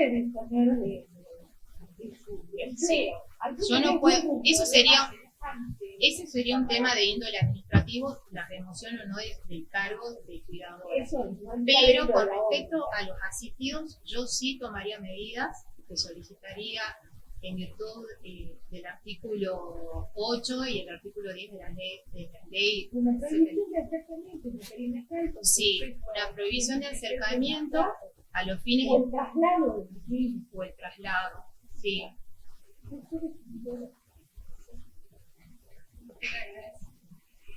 Buenas tardes, doctora. Buenas tardes. Usted, como asesora de menores, debe controlar los procesos de control de legalidad de las medidas excepcionales. Cuando le pone en vista a usted con un expediente ya iniciado de control de legalidad, ¿qué recaudo examina usted para emitir el dictamen en ese caso? Principalmente nosotros como asesores, si yo fuera asesora de incapaces, lo que tendría que controlar es que el órgano administrativo haya agotado previamente todas las medidas de protección de derechos dispuestas en el artículo 33 de la ley 26061, que previamente se hayan agotado esas medidas de protección y que al no haber dado resultado y hacerse necesario que el niño sea apartado de su grupo familiar, ya sea por razón de un grave riesgo o por hechos de abuso o de violencia grave, entonces sería controlar que se haya aplicado y que la medida excepcional adoptada en virtud del artículo 39 haya sido en realidad adoptada como última medida. Y sería controlar eso, sería controlar también que el expediente administrativo, en donde estén todos los informes que haya practicado, por ejemplo, el equipo técnico de la Delegación Regional de Tartagal, estén también incorporados, porque cuando la Delegación Regional toma conocimiento de una situación de vulneración de derechos, le da intervención generalmente al equipo técnico que está constituido por una psicóloga y un asistente social, y ellos emiten un dictamen, un informe interdisciplinario que se lo presentan a la delegada, y la delegada adopta esa medida. Entonces, todas esas circunstancias deben estar agregadas en el expediente para que acreditar que efectivamente la medida se tomó legalmente. Controlaría, bueno, que se fije la fecha de audiencia a los fines de que pueda ser oído el órgano administrativo, que en este caso es la Delegación Regional de la Secretaría de Niñez y Familia, y principalmente que sea oído el niño, porque en virtud del artículo 12 de la Convención de Derechos Humanos, que expresamente establece que el niño, de derechos del niño, que expresamente establece que el niño tiene derecho a expresar su opinión en todo procedimiento administrativo o judicial en el que se encuentre involucrado, como así también tiene derecho a ser oído. Entonces, ¿a quién más hay que escuchar? también tienen que ser escuchados los progenitores. Entonces, debo controlar que se le haya notificado de la resolución administrativa de la medida excepcional a los progenitores o a los responsables, guardadores o tutores de ese niño. ¿Qué más? Controlaría eso, controlaría los plazos, ¿Qué plazo? Principalmente tanto la ley 26061 como la ley 7970, que es la ley que establece el proceso, digamos, de aplicación de la ley 26061. Doctora, disculpe que la interrumpa, Sí. pero digamos los plazos los controlaría después de que se Dictó aprobó la ley. legalidad de la Sí. medida. Estamos hablando, usted está por emitir el dictamen para decir si es legal o no es legal la medida excepcional.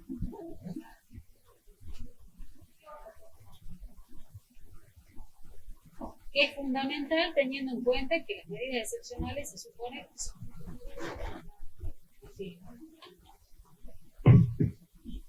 Lo que pasa es que las medidas excepcionales tienen plazo porque la situación de un niño, niña o adolescente no puede ser una situación indefinida. Ellos tienen derecho a que su situación jurídica sea definida y tienen derecho a crecer en el seno de una familia. Entonces es muy importante que se cumplan los plazos. Por ejemplo, que el juez, en el momento en que comienza a tomar intervención de la medida excepcional, una vez producida la audiencia con la citación de los progenitores, del órgano administrativo y del niño, en el plazo de 72 horas dicte la resolución disponiendo o no la legalidad de la medida excepcional. No controlaría nada más entonces. Y controlaría la situación del niño, que el proceso, o sea, si es que no se revierte la situación familiar del niño, ajá, sí.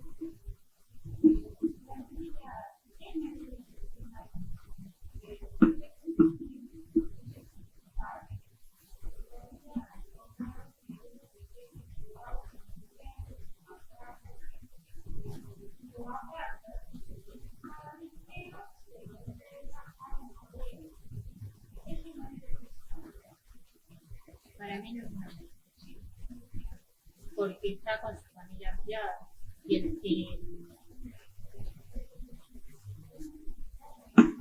Sí, en virtud del artículo 41, establece que sería una medida por la ley 260321, el artículo 41, inciso A, sería una medida excepcional, porque dice que las medidas excepcionales previamente se va a tener en cuenta que el niño vive en un sistema familiar alternativo y posteriormente se va a hacer. Sí, sería una familia ampliada. Justa.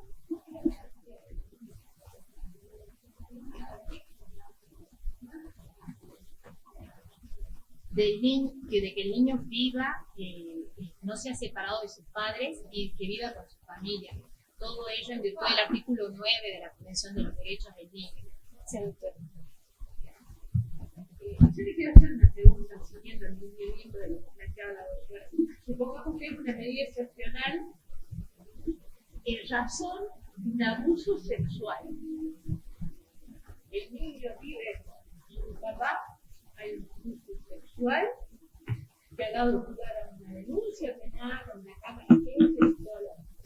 Y usted le decía a la doctora que usted controlaba que el niño haya sido escuchado, que haya sido oído. ¿Así es? Sí. ¿No sería más fácil pedir la cámara de juicio para no socializar? Claro, en las situaciones de abuso nosotros en particular, claro, nosotros tenemos incluso una resolución dictada por Asesoría General en forma específica para los delitos de abuso sexual, que es la 211 dictada por la Asesoría General. Este sería un caso más particular porque hay un delito de abuso sexual cometido contra la integridad sexual de mi asistida o de mi asistido. Entonces, principalmente ahí yo lo que tengo que solicitar, aparte de intervenir en el control de legalidad que se va a abrir por motivo de la medida excepcional, porque el niño, por ejemplo, entró a un hogar, yo tengo que controlar que la parte penal, por ejemplo, que ese niño sea, que se fije una cámara GESEL. Nosotros allá tenemos los circuitos cerrados de televisión a los fines de que el niño sea oído, ¿sí? Entonces tenemos que controlar e intervenir en la fiscalía. También se puede dar una situación particular. Lo que yo le preguntaba era, el derecho a ser oído ya está. Sí. No puedo revictimizar. No se lo puede revictimizar. Porque Usted justamente... dice esto, paremos ahí. Vamos al proceso penal. ¿Sí? Nuevo procedimiento penal juvenil. ¿Sí? ¿Qué particularidad tiene el proceso penal juvenil, el nuevo régimen penal juvenil, en cuanto a lo que se llama juicio de censura? ¿Usted sabe de qué estoy hablando? Sí. Juicio de censura.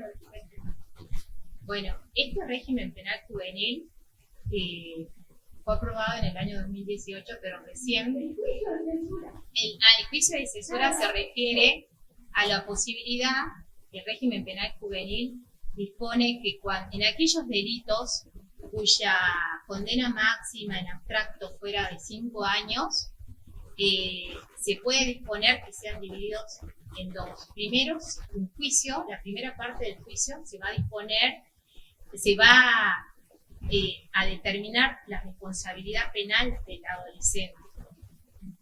Y la segunda parte del juicio se va a determinar la pena aplicable al menor. A eso se refiere el juicio de censura. Hola, doctora. ¿Cómo te va? Bueno. ¿Bien? Bien. En este contexto de pandemia, ¿se puede modificar el procedimiento de juicio de alimentos?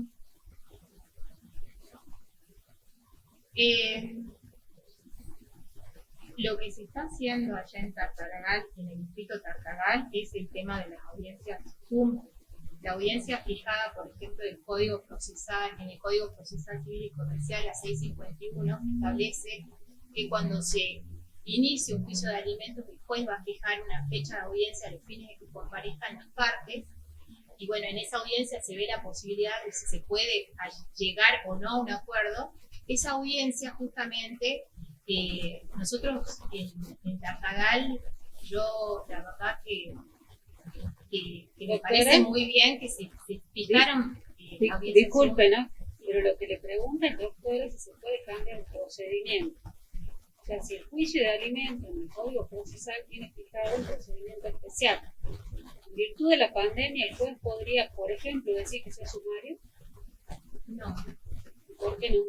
Porque el derecho a un nivel de vida adecuado y el derecho a alimentos es un derecho humano que es fundamental para el niño y no se puede posponer.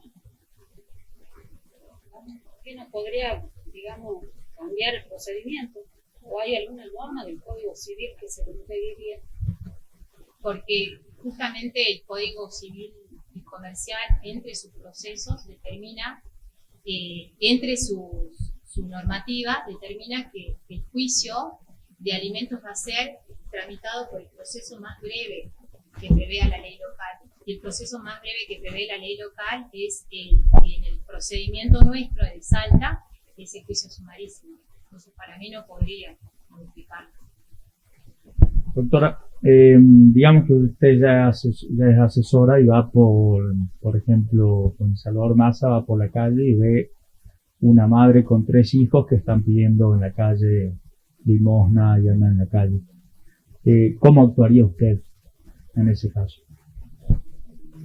Si yo los veo a los niños en situación de vulnerabilidad, que están mal, yo tengo la obligación, no solamente por una condición ética, sino tengo la obligación en virtud de lo dispuesto por el artículo 9 y el artículo 30 de la ley 26061, de poner en conocimiento del órgano de protección de derechos de niños, niñas y adolescentes de esta situación, que sería ponerlo en conocimiento de esta situación a la Delegación Regional de Tartagal, de la Secretaría de Niñez y Familia. Y aparte,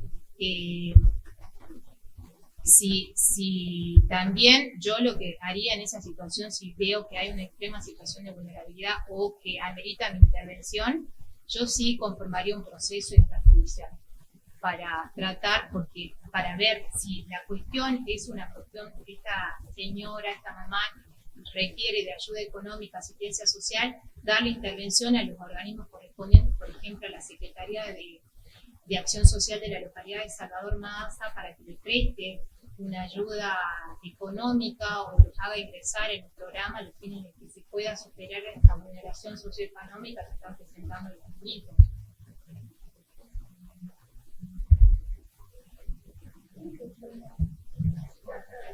Muchas gracias, ¿no?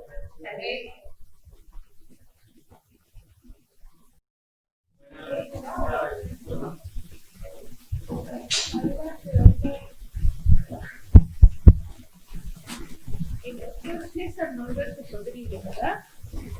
Bien, doctor. No sé si se le escucha bien, si puede ayudar bien el micrófono. Cuéntenos un poco, doctor, dónde reside y a qué se dedica en estos momentos.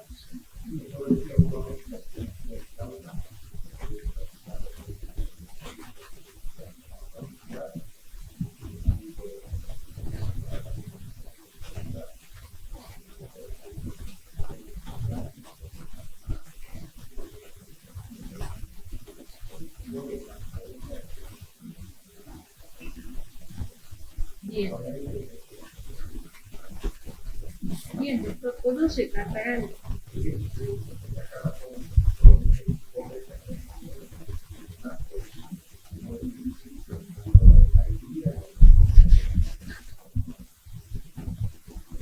¿Y por qué la asesoría, doctor, de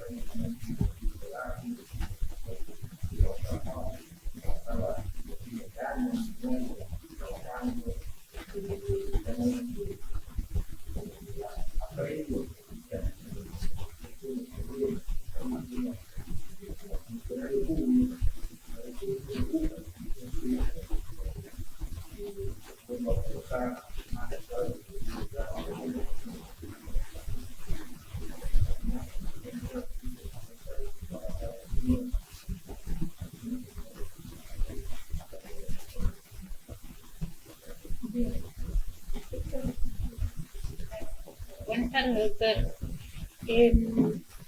Usted como asesor de menores sabe que debe dictaminar en las medidas, en los expedientes de control de legalidad de medidas excepcionales. A usted le ingresa su asesoría un expediente donde se adopta una medida excepcional y usted tiene que emitir dictamen sobre esa legalidad. ¿Qué recaudos se fija, digamos, en el expediente para emitir su dictamen?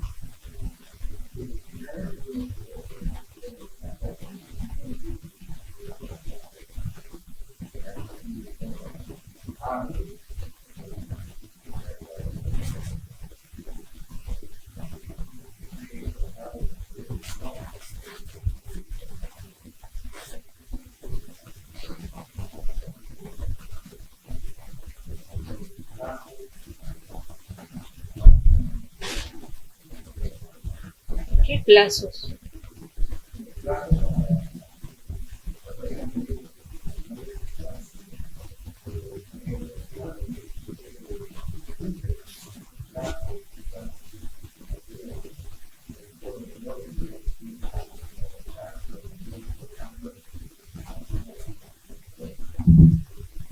La ley 7970 de alguna manera y la ley 26.061 de alguna manera usted le dan, digamos, los requisitos para que una medida excepcional sea legal. Entonces, es un acto administrativo que va a un control judicial y usted es el que le va a decir al juez, mirando los derechos del menor, si esa medida ha sido bien adoptada o no. Entonces, ¿en qué se fijaría, digamos, en el expediente como para decir que ha sido legalmente adoptada o no?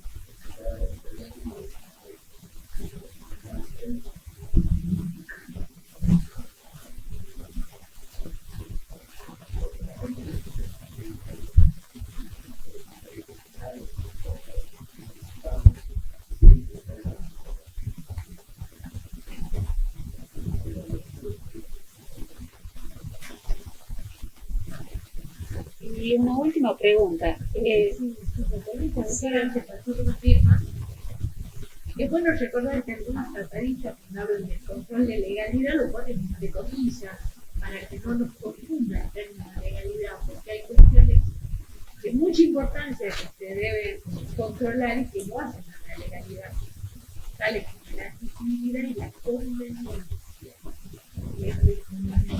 La proporcionalidad de la medida también se controla. Bien. ¿Y qué diferencia hay entre una medida excepcional y una medida de protección integral?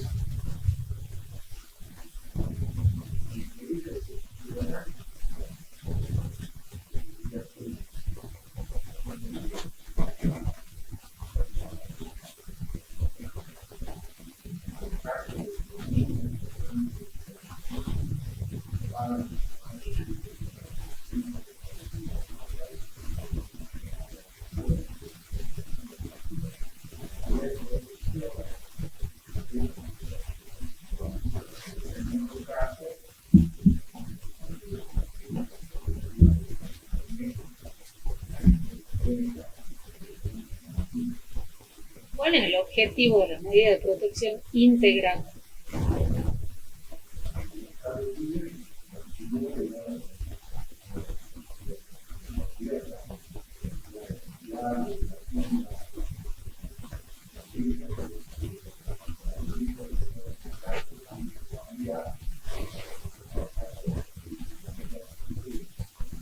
Gracias, doctor.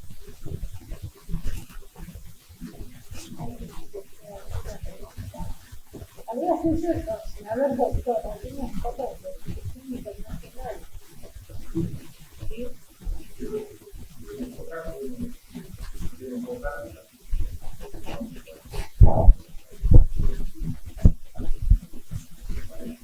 Hay un elemento de suma importancia y que tiene que ver con el tiempo de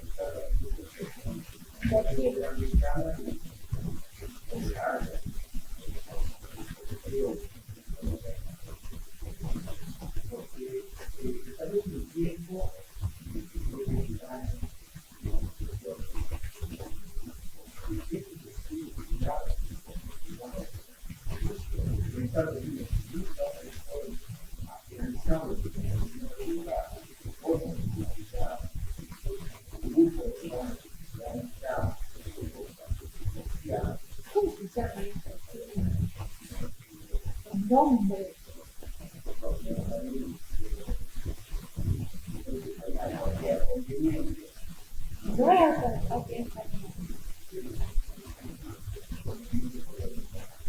Centro de vida.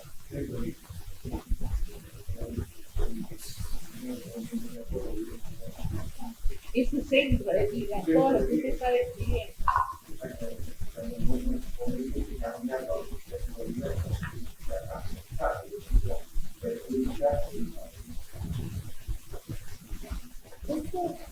Supongamos que usted sigue de campo.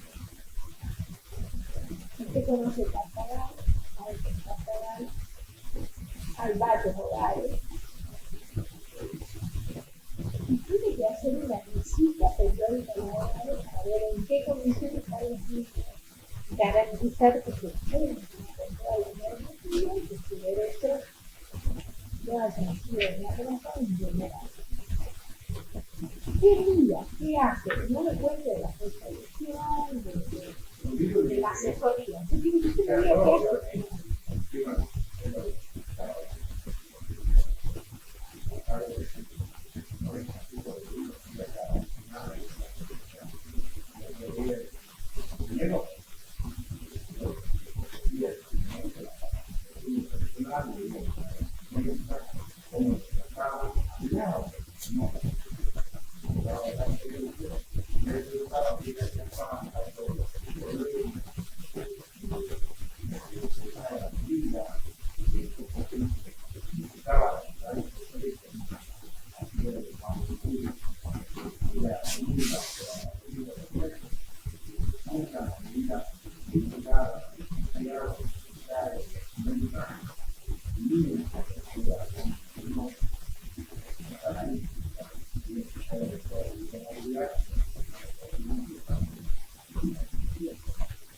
En cuanto a la comida, la proveeduría, los medicamentos, hay algo de estudio de la causa.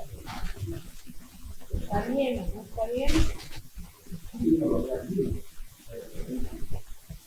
Y teníamos lo que es el estudio de la calacera.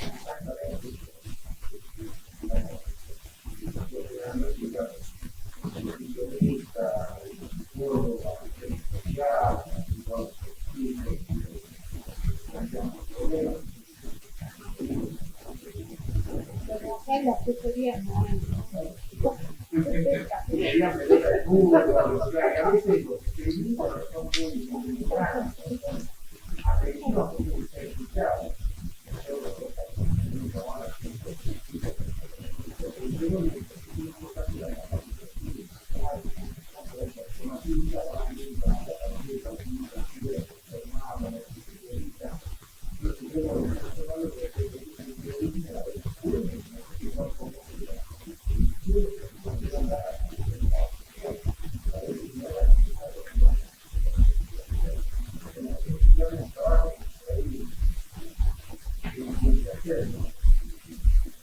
Sí, buena parte. ¿Alguna pregunta más? Bien, entonces, estoy lista. Muchas gracias por estar ocupado.